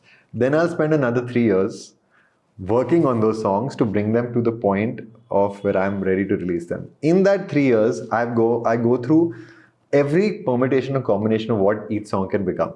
So I destroy it, I recreate it, I go a different direction, come back. At some point, in multiple points in the middle, the song is done. All right? But somehow I break it apart and keep doing this to myself where I go through this process. And I'm at peace with that now. So it's like, okay, this is my process. And sometimes it ends up in a great speed, and sometimes I end up in a place where I'm like, I should have finished 2 years ago. But that's just the way it is. So, that's one way. And then the second way, which is, then the second way is simply like, I find some moment and I just keep refining it. This is the one I'm exploring more now, which is that I've told myself that I'll only accept a song if I'm able to create goosebumps for myself every time I play it. So this becomes performance driven. So let's say I write a song on a harmonium and I'm singing with it. I'm like, okay, I'll keep playing this. I'll practice it. This is what I'm trying to develop. This is the practice in my current career or my life I'm trying to develop. It's like I'll play the song again and again till I become so consistent at reproducing an emotion on demand. Because the problem is sometimes you write this song and you have this like emotional moment when you wrote it, and then by the time you come ready to record it, you don't have those emotions anymore. And I'm a pretty emotional person, so like if somebody recorded me at the moment I wrote that song, I would be like, this was it, bro. But now 2 years later, I can't reproduce that emotion because I don't feel that way. My life has changed. I'm happier or I'm sadder now, something has happened. So, but then, this process now becomes almost ancillary to becoming an actor, where as an actor you train yourself to bring something in control. And I'm basically working on, especially songs where you're just singing and playing harmonium, for example. I want to come to that state. So that's the second way of making music. And the third way of music is literally just doing it every day. Yeah. And that's a very effective way, just like sitting on a song every day, doing a little, doing not. So I go through these 3 processes and I try to find, I'm still looking for what is my golden process. What is the golden ethic I'm waiting for? And I've come to the opinion that I need somebody else in my life who is going to step in. And, I need a Rick Rubin-esque. I was actually going to come to that. Yeah. Like, is there anyone else in your life who you blindly trust? If this person says, look, Suryakant, this song is ready to go out, just put it out. Is there one person or group of people that you would? It's an interesting chain of like conversation, because actually like my relationship with music has been so complicated, in which I'm almost like, I pretend I'm not, most of my life I pretend I'm not a musician. I live life like I'm not a musician. This funny thing I do, I don't know where it comes from. Even in my own life, there's a side of me which is a musician, and then the rest of me is something which has nothing to do with music. These two sides don't seem to like intermix until I have to go on stage or I have to perform and all this stuff. Yeah. So no, the answer to your question is no. There's no such person. There's no such person, and it's not because I don't look for one. It's just I don't feel like I've opened myself enough two people, to invite people like that into my life. I think it would have helped maybe if I was younger, when to find something. But honestly, I spent so much of my younger days just trying to make it all myself. Yeah, but I would feel like, I mean, as long as you're an artist who's still creating, still performing, still putting music out there, still being an active musician, it's always scope for you to I'm looking for. Are you there? ask them. No, I mean like somebody. So I mean that's it's there's a funny thing I used to do. I think many years ago is like I would make a random Facebook group of randos. Yeah. 3 or 4 people on my Facebook. Wow, Facebook era. Where I would there's some people I would be check there. I'm really like I like this guy's sense of humor. I like this guy's taste or something. And I would just randomly put 2-3 people in the group and be like, hey, here are some album titles I have for an album I'm coming. What do you guys think? Let's have a vote. And none of these people I know at all. So I was doing things like that to like get some outside opinion, and it was a fun process. So I think I might go to that, make like mysterious it could be an WhatsApp. interesting sort of like build like a community on Reddit or Discord or whatever. Like, get like 100 people in, so you have like some variety. That's too much, man. You can't have 100 people. Or like 50, 20, whatever that number is. You toss that up, right? I look for those kind of figures in my life, interestingly. In many ways, there are, it's to make. I'm also someone who like goes into this whole like psychological bullshit. So I was like, maybe I'm just because my father died when I was young. I'm still 13. I'm still looking for this father-esque figure, give some sort of approval to my music. It's a interesting. So I somehow still look for people like that, and somehow I get disappointed by some people I find like that. But like I mean, I enjoy making music for my mother. She listens to it, but my mom can't have. My mom's only criticism is sad. She's already like. She generally like she knows what I'm doing, and I mean she is someone who is basically pathologically optimistic. And she has to be. She's had a pretty tough life. I mean, my mom has had a pretty grueling life on her own way, and she's persevered through it through sheer like optimism. So her view of my music is this. I mean, she's super supportive. She comes to all my gigs. She enjoys it. She likes watching people. She people watches, does all that. And I mean, so much of the music I write is directed towards her. I'm truly grateful for all that. And so she's one person, but like again, it's just funny. Like maybe I have daddy issues. It's just maybe I need like somebody to give me this. And I went through my entire initial career of being a musician for most of my life, just making music without any sort of. There was some encouragement at the start, but after that, I just sort of went in. It's fascinating. I think in India also, there was this.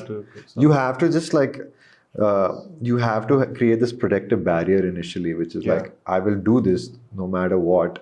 And you just sort of do it. Yeah. Because it takes a lot. Do you like still play your mom like scratches, unreleased music demos and stuff like that to get her opinion? Or is it once the project is ready to go out and that's when she gets to listen to it? I very rarely send her scratches.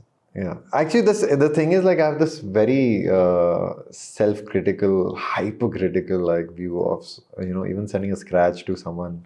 I don't know why. It's a really funny thing. I think it's changing with time. I think I'm feeling more and more comfortable. There are some people I'm identifying, in my life who I'm like, these could be the sounding boards I need. But it's very difficult to find, whose taste you truly like. Trust. Yeah. Because, I don't know whether it's weird, man. I just have a very like, I wouldn't say controlling aspect, but sort of, I'm careful, maybe too careful. Yeah, fair enough. No, that makes sense. I would also like think that, as now, especially like as you progress in your career and you start to see success, particularly now that you're like, seeing global success, you're touring across the world and stuff like that. I feel like people will also be a little bit more conscious or cautious with what they're saying. Is that something that plays out in your mind, like when you're looking for people that you trust? And No, not at all. I like that. At least that's not a factor for me. Okay. Honestly, like when I've recently met people who I feel like have the potential to be like that. And what I enjoy about most is like this insane like honesty. That's tough to find. It's like. Honesty backed up by this knowledge. And this, like the thing is like it's hard to trust someone when yeah, I don't know. Maybe it's just how do you trust? It's just how do you trust someone with something which is so important to you? Yeah. You know. It feels like your own baby, sort of like. Yeah, it's like here, judge my baby. Is it ugly? You know? I guess a doctor would tell you, I see 100 babies every day. This one's not. Yeah, symmetry is kind of off. Yeah, इसका नाक थोड़ा बड़ा है. But no, fair enough. That's pretty cool. But tell me more about this international success. And actually, when we're done with that, I do want to come back. Keep me honest. This one, I do want to come back to talk about your fan base, right? Because I've seen. I think this last gig, I saw something that I do want to talk to you about. So we'll come back to that, but we'll just quickly go over this sort of international sort of growth that you've had, right? I spent a little bit of time looking through your YouTube comments.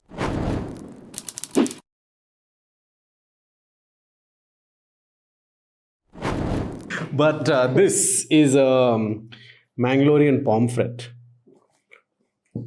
Thanks. Let me taste it, and I'll tell you how I like it. How do you like it? Don't ask me these questions, man. I like it. It's As long as you eat it, man. no. I just love any all South Indian spices, the treatment of everything. Today I had like Mallu food in the morning. Oh, nice. What do you eat? I had coconut, the coconut affair. Has anyone eaten that? It was very good. Where is it? In Ranago. Okay, Yeah. that's right here. Yeah. What do you get? Appams. Appams, there was a mutton stew. Oh, nice. There was this tamarind, anchovies. I can't remember the names. They're long and I'll butcher the names. Yeah. Iladri Patu. I don't know. I don't think that's... Sorry, Malus. But yeah, I love Malu food as well, man. Yeah. Incredible. Like, it's so complex also, actually. It's like, fuck. Yeah. I like a lot of like coconut milk in my food, and like any of those like cuisines that have a lot of coconut milk in the curries, and usage of I don't like coconut. I don't like raw coconut, but like as an ingredient, I love it. Yeah, it's crazy how much that fucking fruit can give you. Everything. Does it count as a fruit? I think it does. Coconut? It's a nut, I guess. Yeah. I don't know what. Well, a plant. It's Broad plant enough. baby. Also, yeah, plant baby is what we eat. It's great. Or like NRI. NRI? Coconut. Oh, yeah. Oh, my God. I'm getting fired. We're getting fired from every job tonight, bro. I'm going back to my corporate life. You go back. YouTube joiner. They welcome you back. Yeah, I don't think so either. Now I've abused them so much all over the internet. Like, nahi chahiye ye bachcha. That'd be so funny if you, after all this entire journey, you realize that actually, I really enjoyed. I do enjoy. So I'll tell you this, okay? I went back to the office last week for a meeting because I've been working with a bunch of artists. So I took them there for a group of meetings. And one thing I realized, like in 10 minutes of being in the office, that I don't miss it. I never want to go back to a corporate environment, setup. Yeah. But what I do miss is the community aspect, right? Like on a daily basis, you have this community of people who have the same set of problems as you. They understand where you're coming from. They get you. You don't have to like, if you have like say a partner who doesn't work in the same company as you, or maybe like, I don't know how it is with you and your wife, right? Like she doesn't work in the same industry. No. So there's a little bit of context setting that you're still in more like a public facing. We're both self-employed though. Yeah. That creates the same challenges. Okay. Yeah, sorry. Go on. But you're still more public facing. Is she also public facing? In a way. My wife is a journalist and a documentary filmmaker. So she's also been the face of certain films and documentaries. She used to work like as an on-camera person for Vice. For some films, she worked with BBC. She works with many like things around the world. She's a bit infamous also because she was also part of some BBC documentaries which got attention. Taken down from the internet? Yeah, which got attention from the government. Okay. But yeah, she's definitely someone who's used to it at some level. But beyond that, we've also worked together. We've run a production house called Mia Bibi, which has been a super fascinating way for us both to like find something to do together. Yeah. But the point I was getting to is that when you're self-employed, that's exactly what goes missing. And that's what driven her nuts, because she also worked in offices. And while she loves being self-employed and a freelancer in many ways, what she absolutely really misses is being in this office community. And I don't mean like the office politics. I mean, when you're in office, then the politics come community is politics. For exactly. Sure, right? Like, you know, can't but put people together and not have. yeah, exactly. So at the same time, this is something she, you know, I on the other hand, I'm used to working alone or in my like studio and like whatever. In her case, it's more challenging. She like finds it drives her nuts. Yeah. So she also like seeks this sort of like, she finds the same. My point is simply that, you know, Like she seeks that. she looks the same. She looks for the same sense of community as you. Yeah, but my question rather was more in terms of, like, you know, when you sort of have these, say, creative blocks or different type of work-related challenges, right, or career-related challenge, whatever the case may be, like, there is still some amount of context setting that you would have to do. Maybe not with your wife because she sees you; she's obviously like seeing you on a day-to-day. But like, say, a friend who you maybe meet once a week, twice a week. That's the thing that I miss the most. I miss the community and all of that stuff. But when you start digging deeper, right? Like I spent some time thinking about this as well. Is like maybe it wasn't so much community as much as like institutionalization of all of us, right? We're just part of the same institute where our problems are so made up. They don't affect the rest of the world. They only affect us, right? They only affect like mera promotion nahi ho raha. Yeah, ye nahi ho raha, ya like, you know, those kind of different things that sort of only affect this group of people. I'm not getting promoted because of this reason or that reason, while I'm like, you know, business is growing and all of that stuff is happening. So those kind of things only affect or can only be communicated within that group. Of course, yeah. So that's the piece that I was like, maybe it was, I mean, it's still not necessary, right? It's not going to make a big difference in the world or even your personal world. It doesn't make a difference at all. I mean, you tell me. It doesn't, right? It doesn't really make Do you a difference. feel? Yeah, I mean. So yeah, I mean, I stopped feeling that. Okay. And I was like, okay, I don't care about this anymore. You have, because I'm guessing you have a strong friend circle which you're able to reach out to with the same sets of problems. Is that what you're saying? Yeah, internally at the company. I mean, outside the company. Outside the company, not really, right? Like, I mean, yeah, now I guess because of the work that I'm doing, and I'm still like, to be very honest, it's not like I've taken a step very far out, right? I'm still like, I was working at YouTube. Now I'm sort of working within that sort of creation space. I'm still working with artists. Quick question. I have no idea what you do in terms of what context do you work with artists? So I help them with their overall sort of digital presence, right? So I help them with how they should be managing their overall digital presence, what they should be doing, what are the best practices, like just sort of demystifying or calling it, like the best way to say is like I'm a digital consultant. Okay. It's a kind of consultancy. Okay. Yeah. So it's a consultancy work and help them do the analytics and all of that kind of stuff. Manage their DSP. Make sense of it all. Yeah. Because the biggest sort of offering that I have is that I can speak the language, right? On both sides. I can speak the language with the artists. I can speak the language with the platforms. So that's really what my service offering is. So I haven't taken a step way too far out of my comfort zone. So I'm still able to sort of find that community. But for that 1 year that I was out of it all, and I was just trying to like figure out what I wanted to do next, cooking and all of those things, that was the thing that I missed the most. But how do you manage it? Like, are you active within the music community in any way? No, I don't manage it at all. No, I'm not active in the music community. This connects to something I was telling you, which is like, I feel so disconnected from, I generally feel disconnected from the music community, I guess. Maybe I'm in general disconnected from society, you know, in a real way. Who's your best friend in that sense? Who's my best friend? My wife is my best friend. I've gone after my father, which is hilarious. You know, a man who made his world in very few places. I realize now, as I'm getting older, you know, you start understanding your father. And as I've dived into his life, I realized the man of few friends and like interjected like very deep relationships. So I have a relationship with my band, which is one of my families, right? Yeah. And then so that's one of my families. That's my wife. That's my mother. And I'm in my in-laws who also, you know, I truly love. So there's a relationship. You're an only child, right? I'm an only child, yeah. Is your wife also an only child? Yeah, she's also an only child. You know, and then there are these very few, there are these specific human beings I know around the world who I'm very close to. Okay. Somehow we have a real friendly chemistry where I feel like I can be 100% myself with stuff like that. And the way I manage all the shit you're talking about is essentially, sometimes I meet them and I like, here's everything.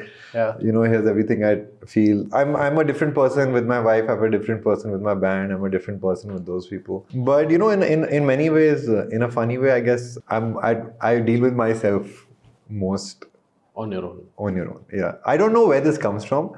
And I feel like it's almost genetic because the more I discover about my father or from other people, it seems he was also like that. Someone who sort of, I don't know, just did his own psychoanalysis and tried to like make sense out of it. Yeah. And the sense of community in music is, I just never participate in the music community. Perhaps also like when we started making music in India, there wasn't much of a community.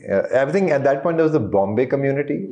At that point there were a lot of people in Bombay who were doing something which belonged to a certain clique which I didn't belong to. I'm trying to remember, but like there were all these people who would go watch Pentagram or Shire and Funk. All these people. I mean, I didn't connect with the music, so it's not something I connected with. I didn't know any of those people. I was this guy living in Delhi, and in the Delhi scene also. Delhi scene, it was a very small scene, right? You know, the thing about Delhi is it was a very small scene, but it had people who were doing cool original stuff.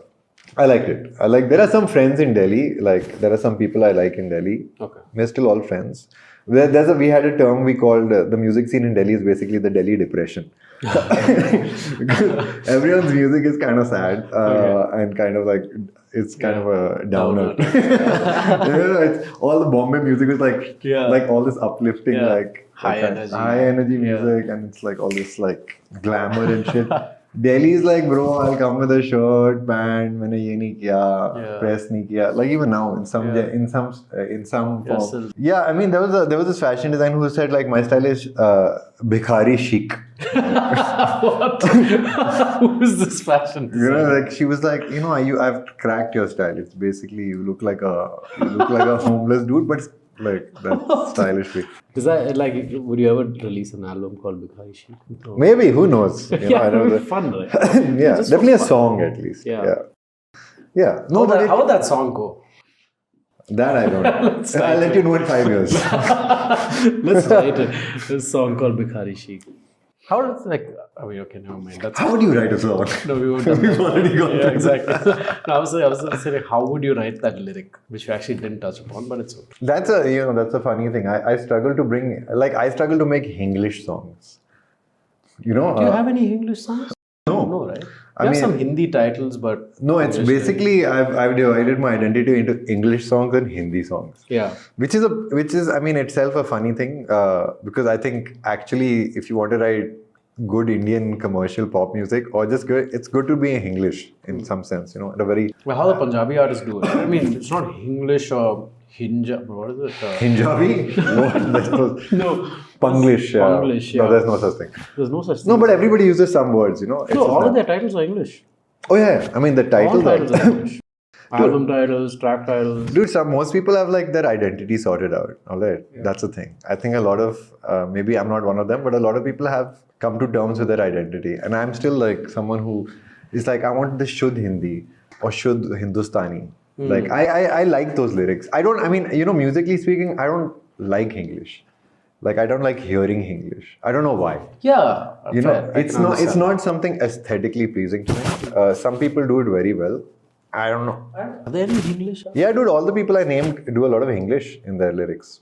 Nanku, Karun, Char Devari. These are people who are like fully able to put in English lyrics. Yeah, very naturally. Very naturally, and I think they're very natural artists. You know, in that sense. But you also don't speak in English, right? Like as opposed to. I speak in English only mostly. No, as in like. With you, I'm speaking mostly English. When I think of English, it's more like, people are like speaking in English, like a sentence. They would say like, let's say a sentence has like 20 words. Yeah. 18 would be English, or 2 would be Hindi, or 16 English words and 4 Hindi.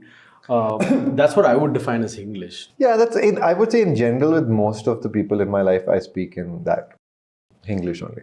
But I don't consider it the artistic language for myself. Yeah, I'm some sort of classicist in that sense. Like I really like, not classicist. Yeah, just to be clear. What does classicist mean? Classicist mean I'm into classical culture. You know, into classical culture in some sense, where I like. There's a certain what's the right word? Formality.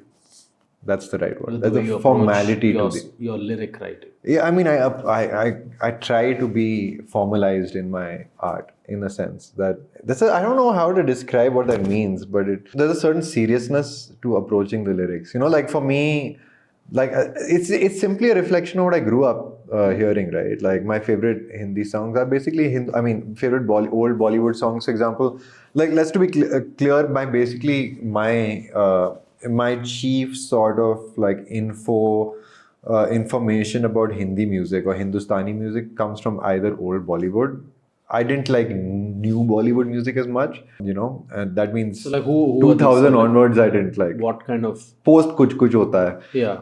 I just didn't like connect to the music. I mean, no, that's not true. I loved a lot of A.R. Rahman's music, like Dil Se, all that shit is incredible. But actually, all that is quite, you know, the lyrics are very serious, formalized. Yeah. I mean, Javed Akhtar, all these people are writing them. Yeah, you know, serious lyrics. Yeah, so there's a certain formal poetry involved in those lyrics, and I think I aspired for that. It's not good or bad. It's just that's what I was aspiring to. Yeah. And then I think people who have grown up with the more, maybe I would say, people in a more rap urban culture are more comfortable with English in general, which is cool. I mean, they're just more naturally like gravitating towards that. Maybe so much of rap culture is in English format, you know, so that also because they grew up listening to English. Yeah, so that also, I mean, I also grew up listening to English, but that's why I've separated. It's called like separated. I've separated. Like Peter Cat is like English, formal English, and then you know, Lifafa is formal Hindustani.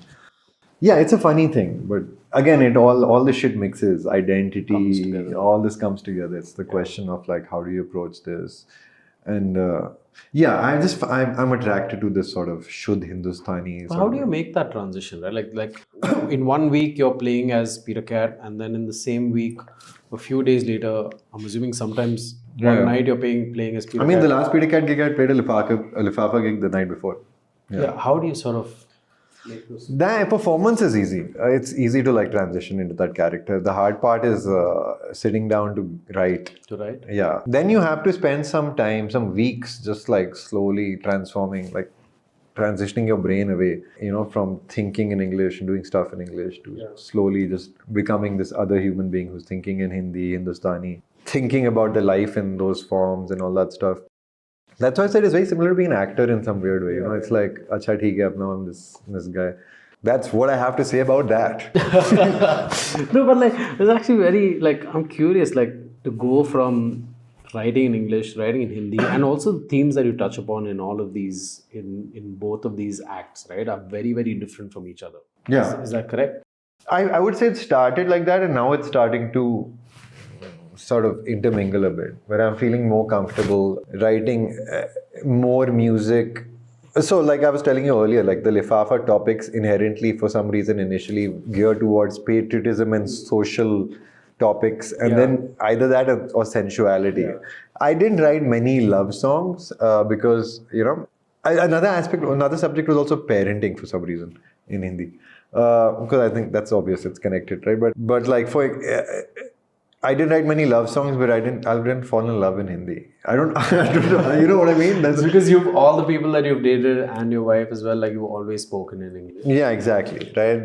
We are all from the same background. There's a lot of American, English, British culture in that. So I fell in love. Like, my wife is like a staunch, you know, she speaks a lot of like perfect English. So there's a character with her which has this Hindi. And then, I never had like that experience. It's so interesting, so weird. No? Yeah. I've actually only dated like one person who I ever spoke like we spoke to each other in Hindi. It felt like a very homely relationship, right? Because for me, I speak in Hindi at home. So the only other people that I actually generally get to speak to in Hindi is my family, because I live in Bangalore and everybody here speaks either Kannada or English. Yeah. So I can somehow sort of understand that, but it does get weird sometimes when you're trying to do things that you wouldn't do at home. It's just or with your reality, family, man. right? Yeah. There's, you see, the thing is, like, we are all, because, you know, I'm very comfortable in, like, speaking in Hindi all the time with my mother, with certain friends of mine. We only speak in Hindi. You know, that's like I was saying, there's some code switching happening, definitely. But the thing about Hindi and English, definitely, which me and my wife definitely do, is that we communicate in English, but whenever we want to be affectionate or show some, it's Hindi. Inherently, I feel like Hindi is just a more informal language. You know, there's something more affectionate, more vulnerable if speaking in Hindi. When we're apologizing to each other after a fight, many times it's in Hindi. You know, it's like, and then English is this more like, it's funny, but I guess that's what English is, this language of business. Yeah, exactly. You know, so it's this, it gets the job done. Yeah. And It's clear, articulate. clear, articulate, and Hindi is just more like fluid. Yeah. You know, and I love that about Hindi, of course. Yeah. So, you know, it's the best thing is to have both in your arsenal and then be able to utilize them both in your relationship. But definitely, like, that's something me and my wife joke about, because my wife was dating a white dude before me. Okay. And I was dating a white girl at some point. And, you know, we would joke about, like, you know, I mean, obviously we could say behencho to our partners without them understanding what's happening. But there's definitely a certain connection you can only have when you both know Hindi. Yeah. You know, which is, this language has some inherent, like, informality in it. Just landing in Delhi and starting to immediately talk to everyone, bhaiya ye karna hai, wo karna hai, chalo kahan chalte hain. Immediately that it's taken on, you know, in Britain it's like, thank you, you're welcome, thank you. It's like 6 thank yous are exchanged during, like, one sort of sale of, like, a packet of chips. Somehow, you know, it's everyone's being polite, whatever. It's funny. And in Delhi, it's like, packet dena. Packet de do, yeah. And you're done, you just carry on. Right? Yeah, but then maybe, you know, you're not offended. But maybe Indians also go to England with, you know, will be more English. You know, like, the English dudes, English people that are like, they have, I mean, the funny thing is, at the end of the day, it's in an inherited language, and we obviously speak it we speak it as well as anybody, English, right? But the way we approach English in our society is not the same as they approach English in their society. It's how we approach Hindi. Exactly. So we can't really understand how English is for them. So when we talk to them in English, unless you grew up there, by the way, you know, your English will still be slightly But even then, if you spoke in Hindi or Punjabi or Kannada, Tamil, whatever language you spoke at home, and the language you spoke in school, if they're two different things, the way you approach it will always be different, right? The way you speak to your family, your parents and your siblings, versus the way you speak to people at school, because all of those relationships, I'm assuming, start off at least to some degree formal, right? Like even if these are your classmates or batchmates or whatever, they're strangers to begin with, and then you eventually become friends. Yeah. Very interesting. But you speak in Hindi at home with your mom and... Yeah, it's mostly Hindi. It's Hinglish only at home. Yeah. But it's more Hindi than English. Yeah. And in my wife's case, I guess she speaks same. It's the same situation, you know. Yeah. I think her father was someone who really wanted her to... I mean, you know, that I think a lot of that generation also is like, you need to know English very well. It goes a long way in this world, which it's true. Yeah. It did. I mean, maybe, you know, now in India, it's less important. I would say it's growing less. And that's not to say you shouldn't know English. You should absolutely know English. That'll help you globally. But, you know, at one point, like, I don't know, English was like this idea, this aspirational thing, right? It's a classist thing again, right? Like, yeah. And I mean, now it's sort of like... I mean, whatever you want to say in this current India we have, people are still owning their, you know, their bhasha much more, which is awesome. But still no English. That's going to help you around. That's when you how get out. Yeah. When you go around as well, like across the country, I think English is still the sort of equalizing language, right? Like somebody doesn't speak Hindi, then the immediate next language that you can... What a funny side effect, no, of like the colonization. Yeah. It's like that. It's been an essential part of like us being a nation, I would say. Like a unified sort of nation. Some fucking thing to like at least have some common lingua franca, whatever. So how did you and your wife meet? Where did you all meet? We met in Horse Cars Village. At a gig or like at a... No, you know, I knew this guy, Gaurav Malakar, who's a really great DJ, Blot. Yeah. And I was I just moved to Horse Cars Village. I was living this tiny Barsati. loved that life. Barsati is like those. Barsati is the top of a Okay. apartment building. You Those know? terrace Dude, at flats. that point, I mean, there was like no fucking, there were no rules there. Aag lag jati thi, I had to put it out. But anyway, like, yeah, essentially this guy had, you know, this is back in 2012. He had invited me to his studio. He's like, let's do something together. So come and, you know, come to my studio. It's in Oscar. It's a small room, basically. Studio in that time is like tiny ass room with padding on the walls. He invited me and I just walked in and he was there showing this music, playing this music, some techno song to Surabhi, who's my wife, who was just standing in the corner listening. She worked as part of this co-working space. Which was also part of this building called Fatta Box. You know, she was working in this company called Quicksand. You know Quicksand? Quicksand is this sort of creative agency out of Delhi. They've done a lot of stuff, like any agency, I guess. but basically nothing. I mean, at that moment, I met her there, and then like at some point, you know, our relationship developed. I mean, actually, there was one funny moment where I think it really like started, which was like there used to be this place in Horse Khas village called TLR, the living room. It was a small cafe. A lot of gigs used to happen there, a lot of parties. Super hipster like place. This is where all the the hipsters of Delhi were like congregating. Okay. And I think we were there. I was just standing. There was some party going on. I lived like a few buildings down, so I would just come, you know, like for a walk, and then I'd be like, "Chalo, dekhte hain, daru peete." Go and hang around.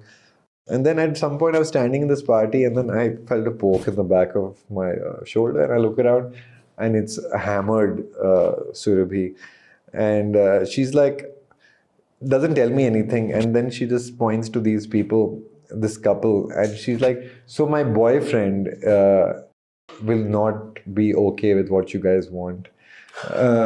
This is it. This happens." And, you know, immediately, I don't know what, I just put my arm around her and I'm like, yeah, I won't do. And I have no clue what's going on. And then I guess that was some weird ass poly couple, which is like trying to figure things out. They're like trying to invite her in. And she's not into this shit. And so in that moment, she just asked, you know, I pretended to be a boyfriend, and this was the start of our relationship essentially. And then pretending to be a couple for like a few seconds, and then we had a drink, and then I don't know. Then a couple years later we were just dated, and then 2018 we got married. Yeah, crazy. Yeah, there were many like spicy ups and downs in the middle, but yeah, I mean, immediately was somebody who I connected with on the basis of values, you know, and that's I realized that's something.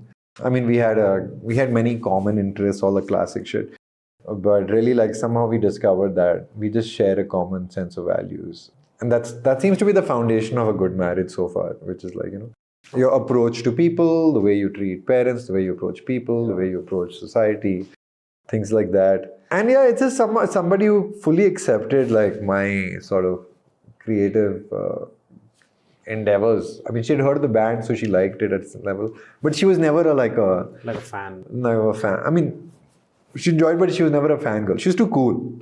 At some point I'd go to her and be like, "Hey, I'm shooting this music video. Do you want to be in it?"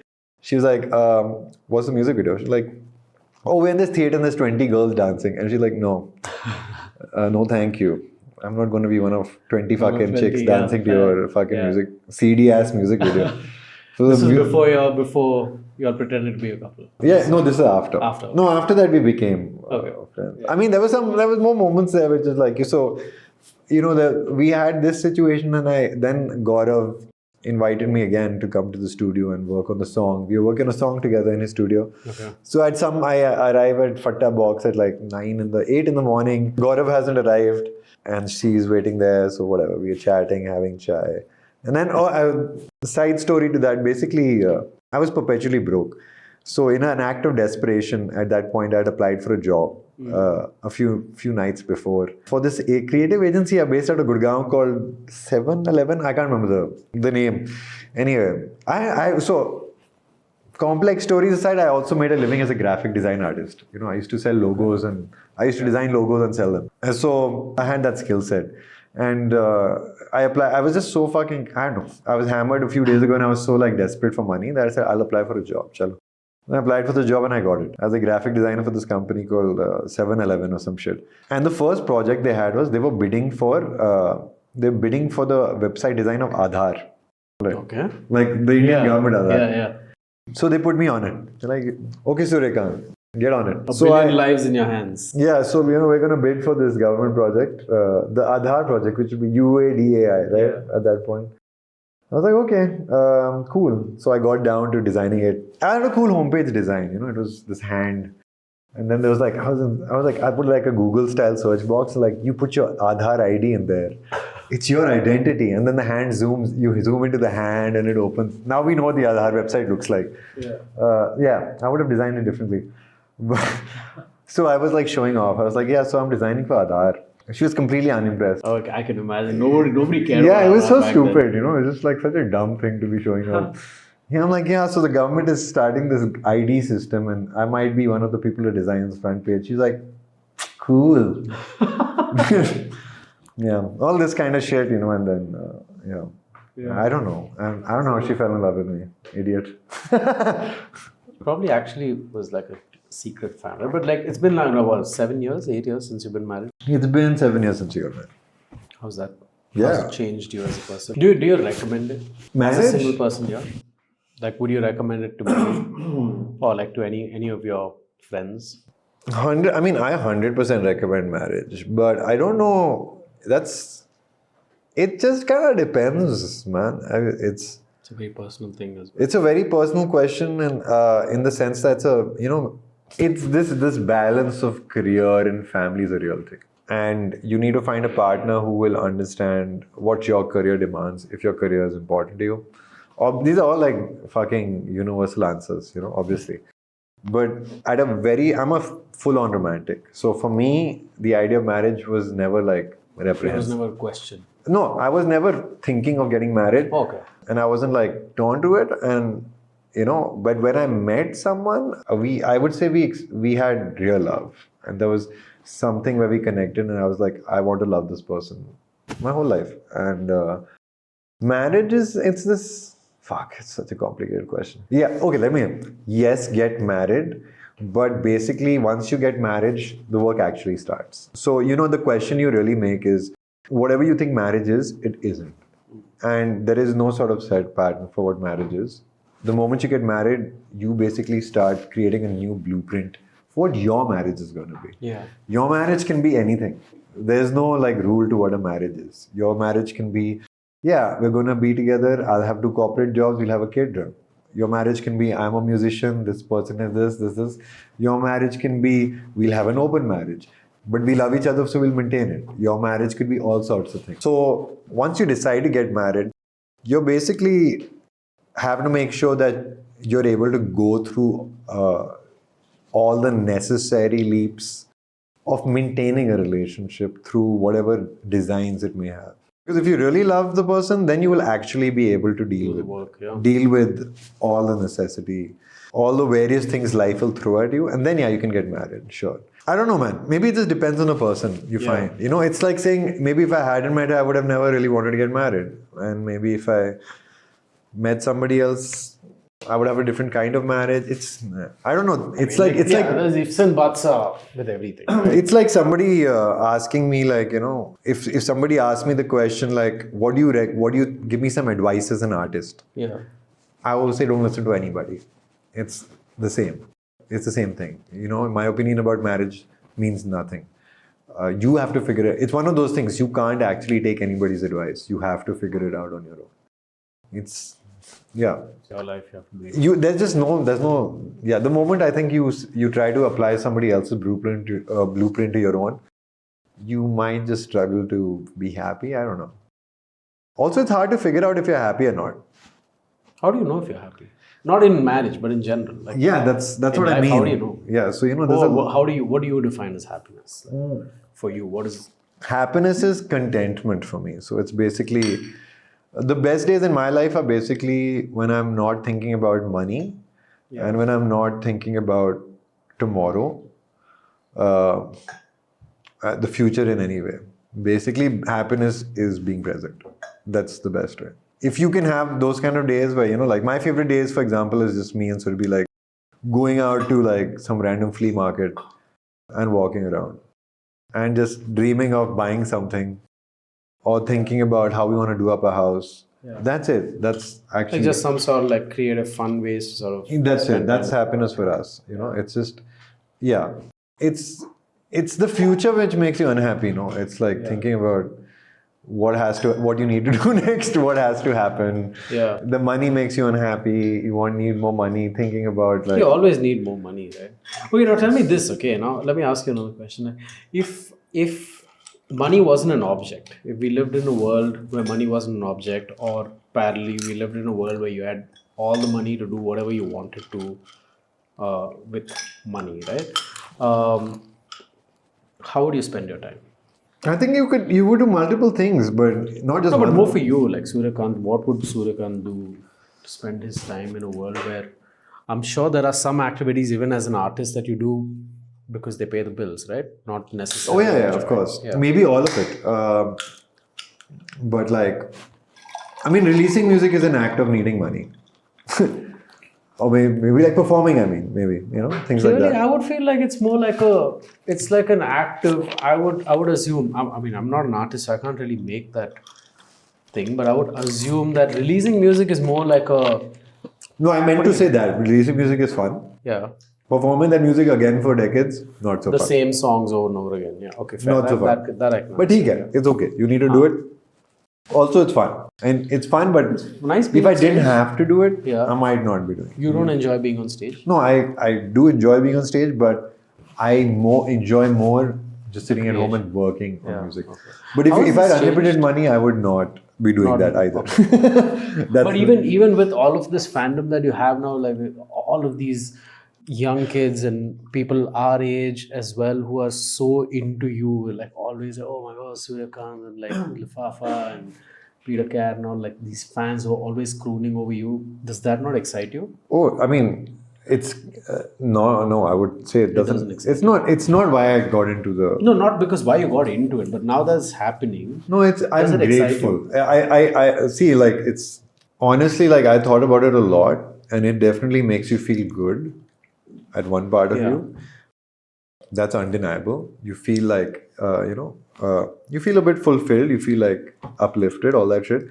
And at the same time, I feel it's this interesting relationship you can have with your fans is be responsible, which is like, okay, I want to keep making stuff which you guys can enjoy, or people can enjoy. I appreciate that, but I don't know if I enjoy the fandomness of everything. You know, it's a.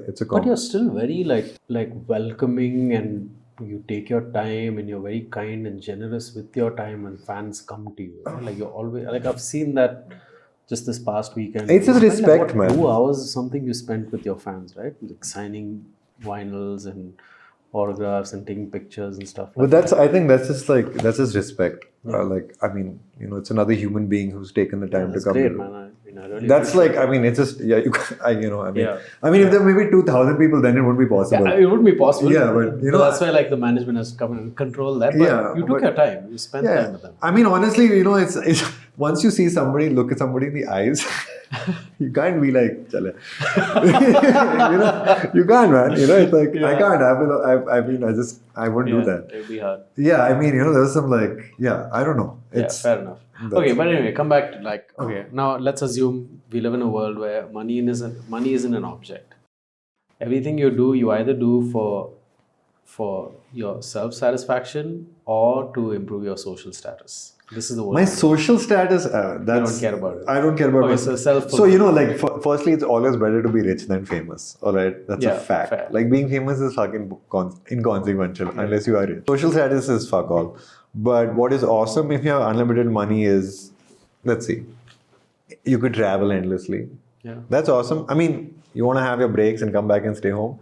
But, spending enough time in each of the cultures and countries and places, I think that's like the biggest like fucking advantage of having money, right? Like going and being like, I'll go live in Japan for like as many months as that xenophobic society will let me live there. They're like, okay, 3 months, whatever. 3 months I'd spend there, I'd enjoy that culture and then leave.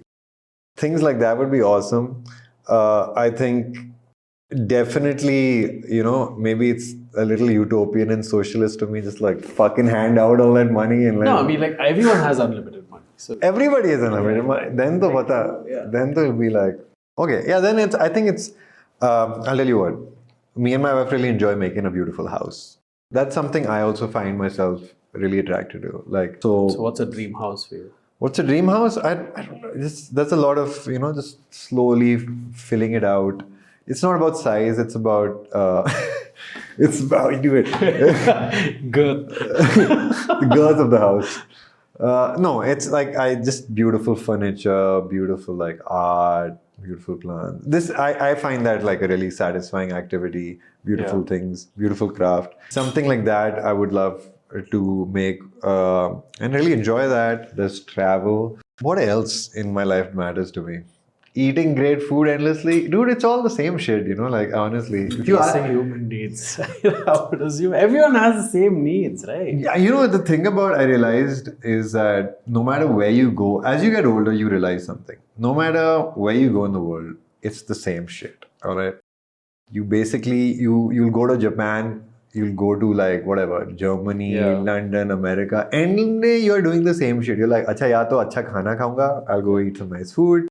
Okay, now I want to have some nice coffee, or I want to go see a good art exhibition, or I want to go see some good music or something. Play a nice movie. I'll stay in a nice house. So this quintessential experience is repeated around. It's just got a different filter on it around the planet.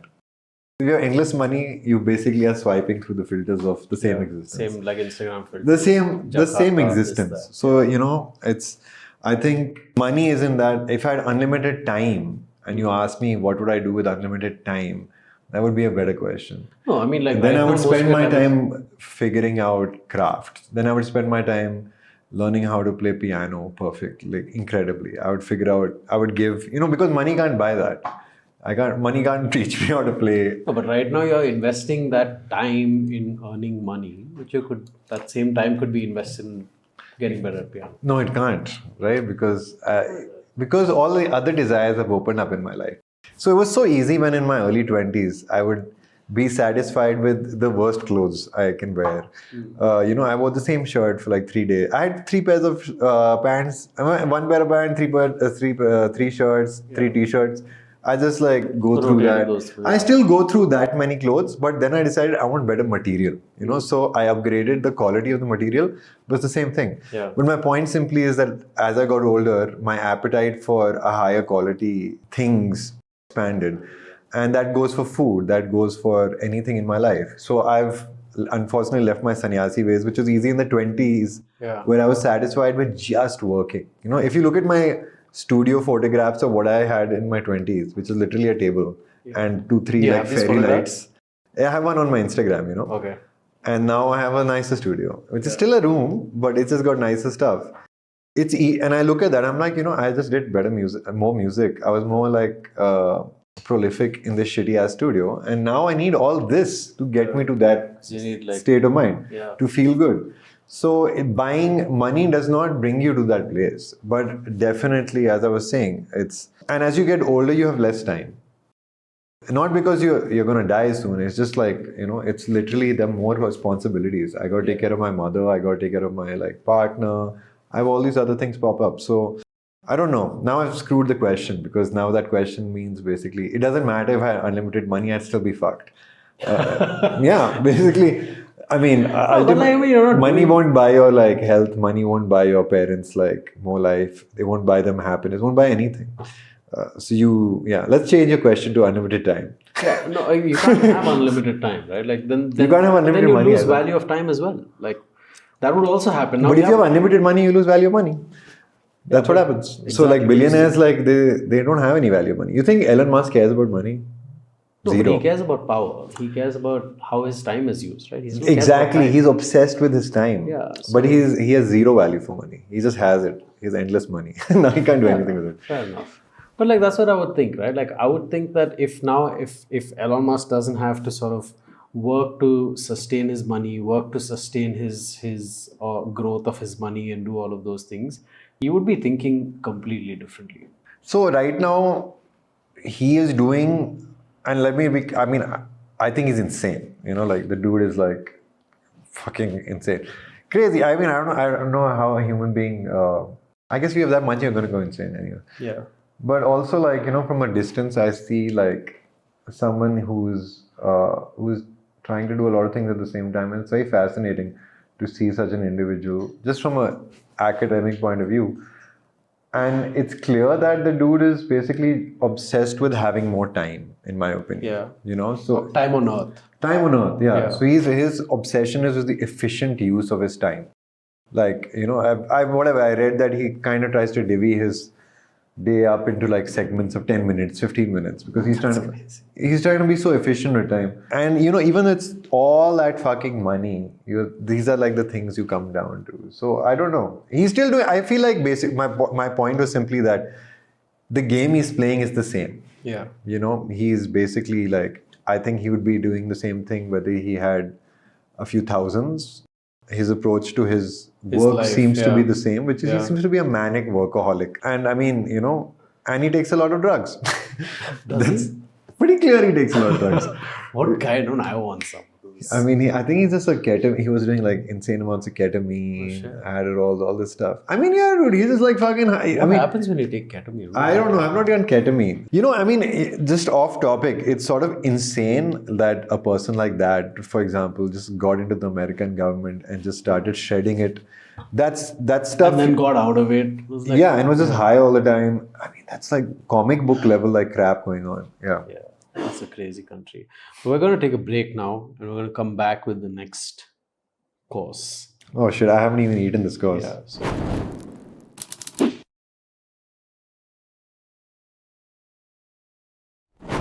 Awesome. Okay, so you got main course out. You got the dal. This is my mom's recipe. This is a Goan fish curry, and you got some rice to go with it and a salad. Thank you. Let's go.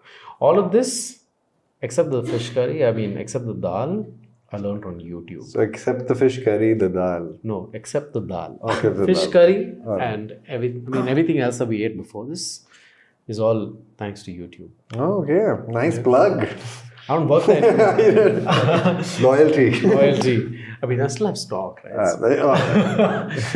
But yeah, you were telling me like you like watching stuff on YouTube, right? Go for it. Should I serve you some dal? I'll serve. Okay, go for it. Oh, this might be a bitter. Oh, they're the same. Okay.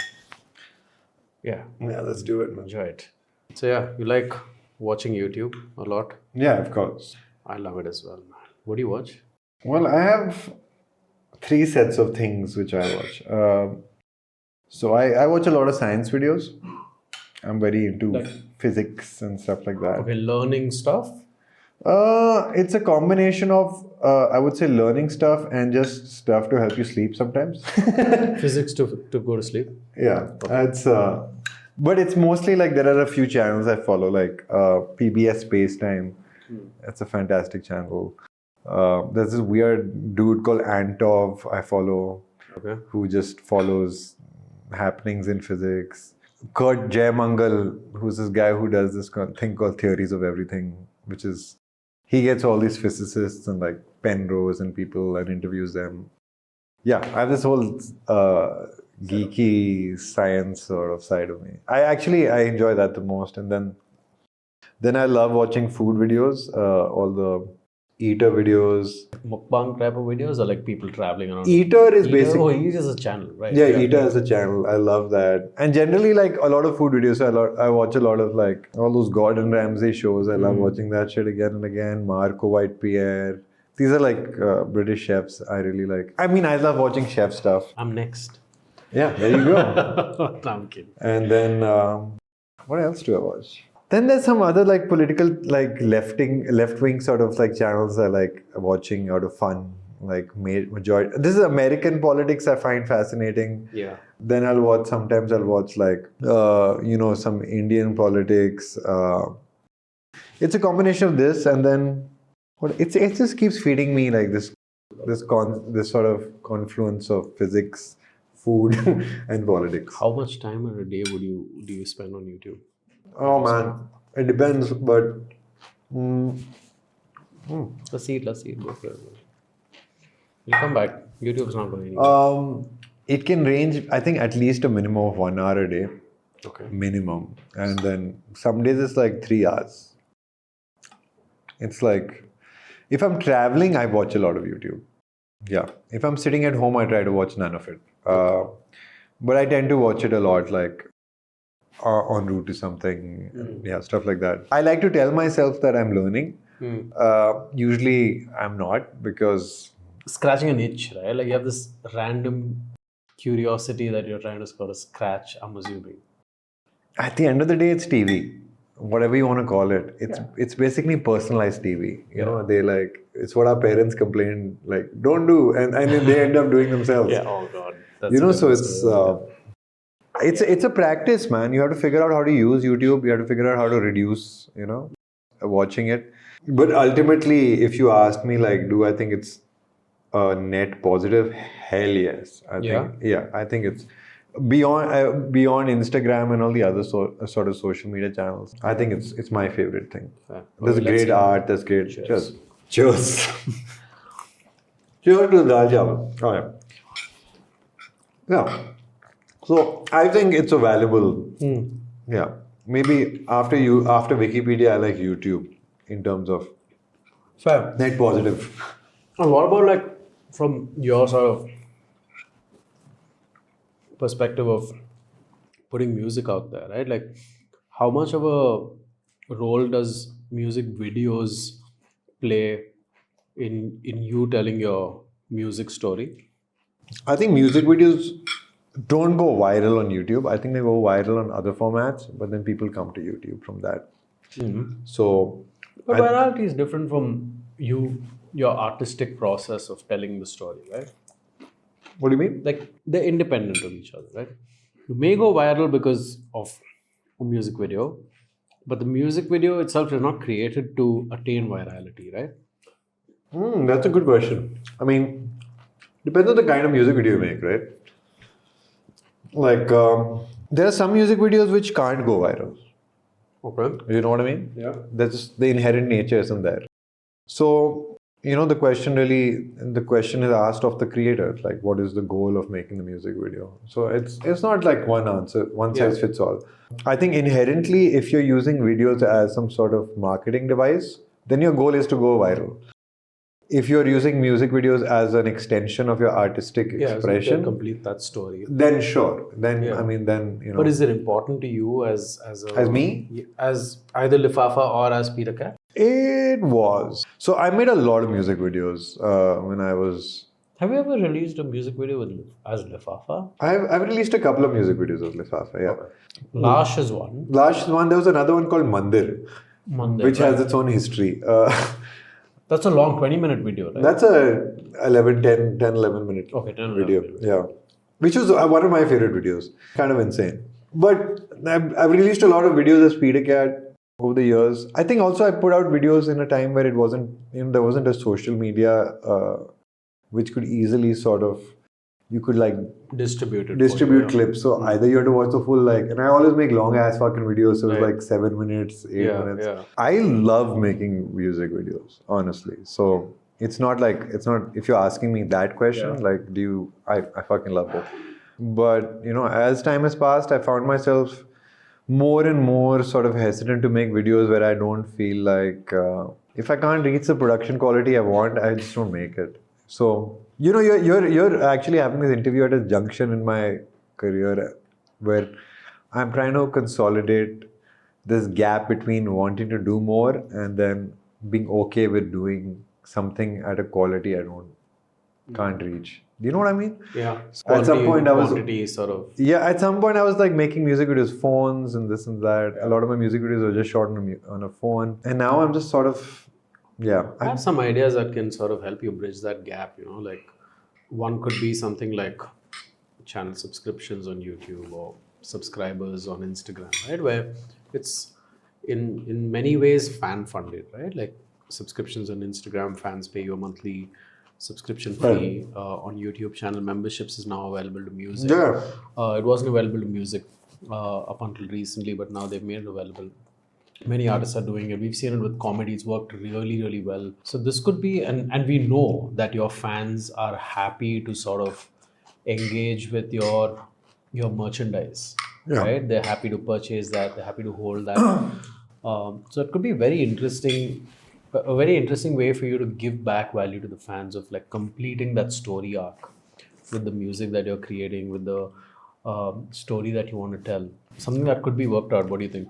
I would love that. I always like, at heart, I'm just like always like questioning myself. If I ask people, am I consistent? Are we consistent enough to ask people for a subscription for something, Maybe making it out that forces you to be, in a way, so it kind of fixes its own problem, where you suddenly start feeling that.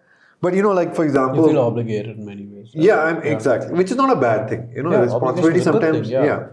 it can like, and maybe that's an experiment I'm going to want to do. But in many ways, I've always been hesitant to, for example, do videos with branding or commercials, because I know we live in a time where people don't care that much about it anymore. But I kind of still do, like if I make a music video, which is also, it depends on the content of the music video, right? Like there's a video called I'm Home, which is about death, it's about exploring death. Yeah. I ain't going to have like a fucking Shivas Regal logo at the end, Right. Or like this video we put out as Peter Cass Suddenly, which is, in the boat and about my mother and stuff. I don't want to put an ad on it, so it's this is also complex, which is like, I can understand if it's a YOLO music video where you're like, okay, we can put some branding and the emotional matter of the video has nothing to do with the commercial aspect, sure. But somehow, up till now, I haven't been able to figure that out. Fair enough, which is exactly where this sort of fan-funded piece works very well, right? Like where you don't have to rely on brands. And also, I feel like not every video is, or not every story is brand-centered. Most of what you're doing anyway is very personal. Yeah. These are all your own lived stories, personal stories, and your emotions that are coming out through music, right?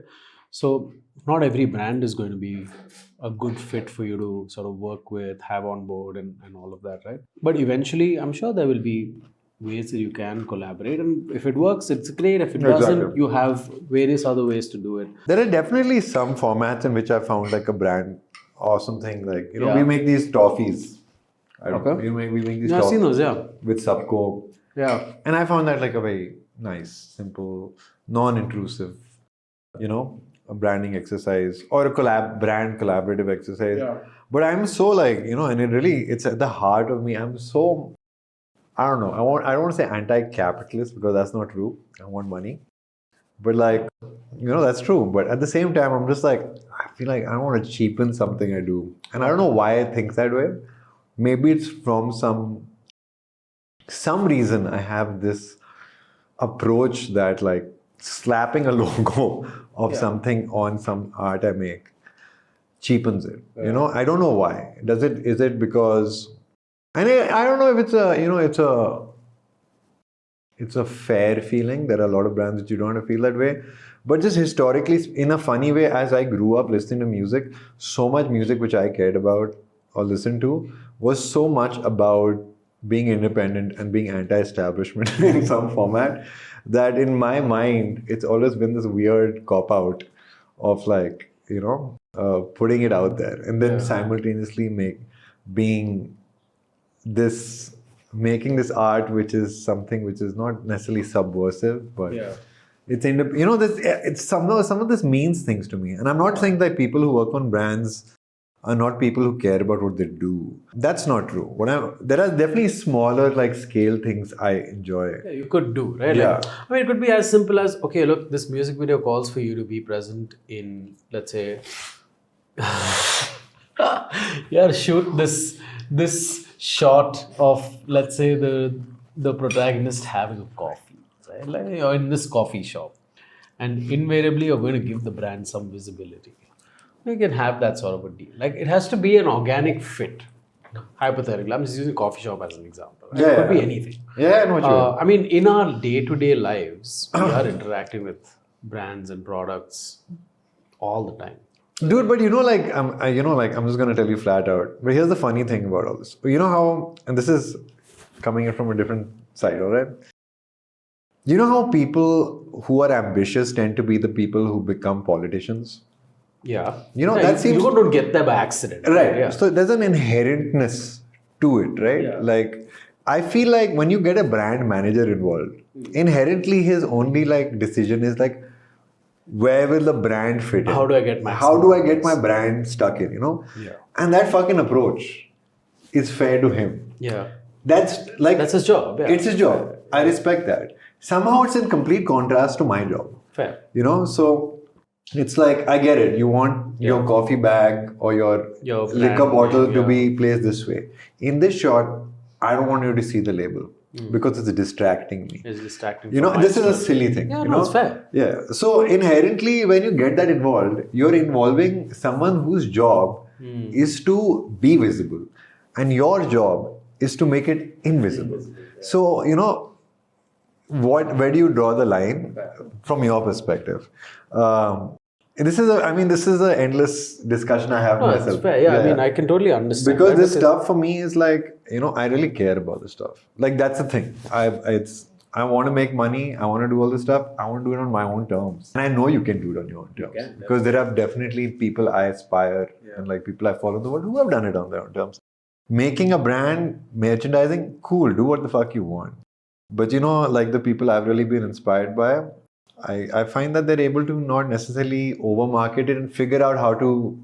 So collaboration is different. So, you can collaborate with a brand. You can make something cool with them. I love that. I like creating something with that brand. What I hate is advertising. That's the one. That's the thing. I'm trying to also like get down to the point. I don't like. Understood. I like visible brand placement. To me is, I don't know. I'm kind of. I don't know if this will go. It's just. I'm embarrassed like by it because I'm not the kind of person who generally is. Yeah, you're not like got all brands all over yourself. Yeah, you'll see that my clothes never have a logo on logo, them. yeah. That, and you'll never see me have it. And that's something which for some reason I have inculcated in my life. So I seem to follow that. Yeah. But I like I really like the idea of fan operated and fan funded. Yeah, because coming back to that, the point that we were talking about earlier as well in terms of consistency and ethic and putting things out, I think maybe all of those things sort of in many ways tie in and out of all of that together, right? It's been a great conversation. I've really enjoyed getting to know you. I told you earlier as well, like I've been looking forward to meeting you for so many years. I hope you had a great time, but more importantly, I hope you had a good meal. So let's break Both, down. man. Thank you very much. Cheers. Thank you so much. So let's break down what you enjoyed. You asked for fish. We got 3 types of fish. So this has been my favorite part of the meal. yes. You did it, man. Thank you. No, but seriously. I think you should continue trying to cook. Otherwise, I'd be podcastless. No, it's awesome. Thank you. Cheers. Thank you so Great much. format. But let's run through this. And then we have some. I tried to get some fish-shaped dessert. Okay, cool. But we didn't get any. Oh, never mind. Shell-shaped dessert. Clam shade. What is it? Clams only, yeah? Yeah. I don't know. It's a sandesh.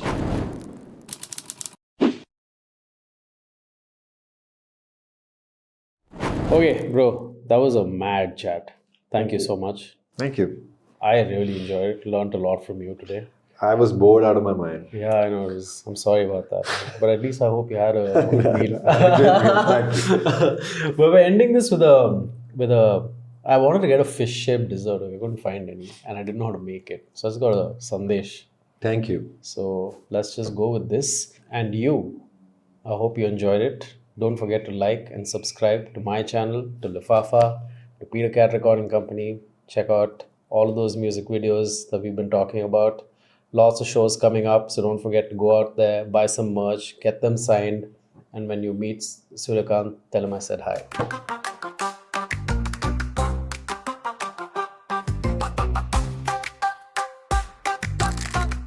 Pak Pak Pakao.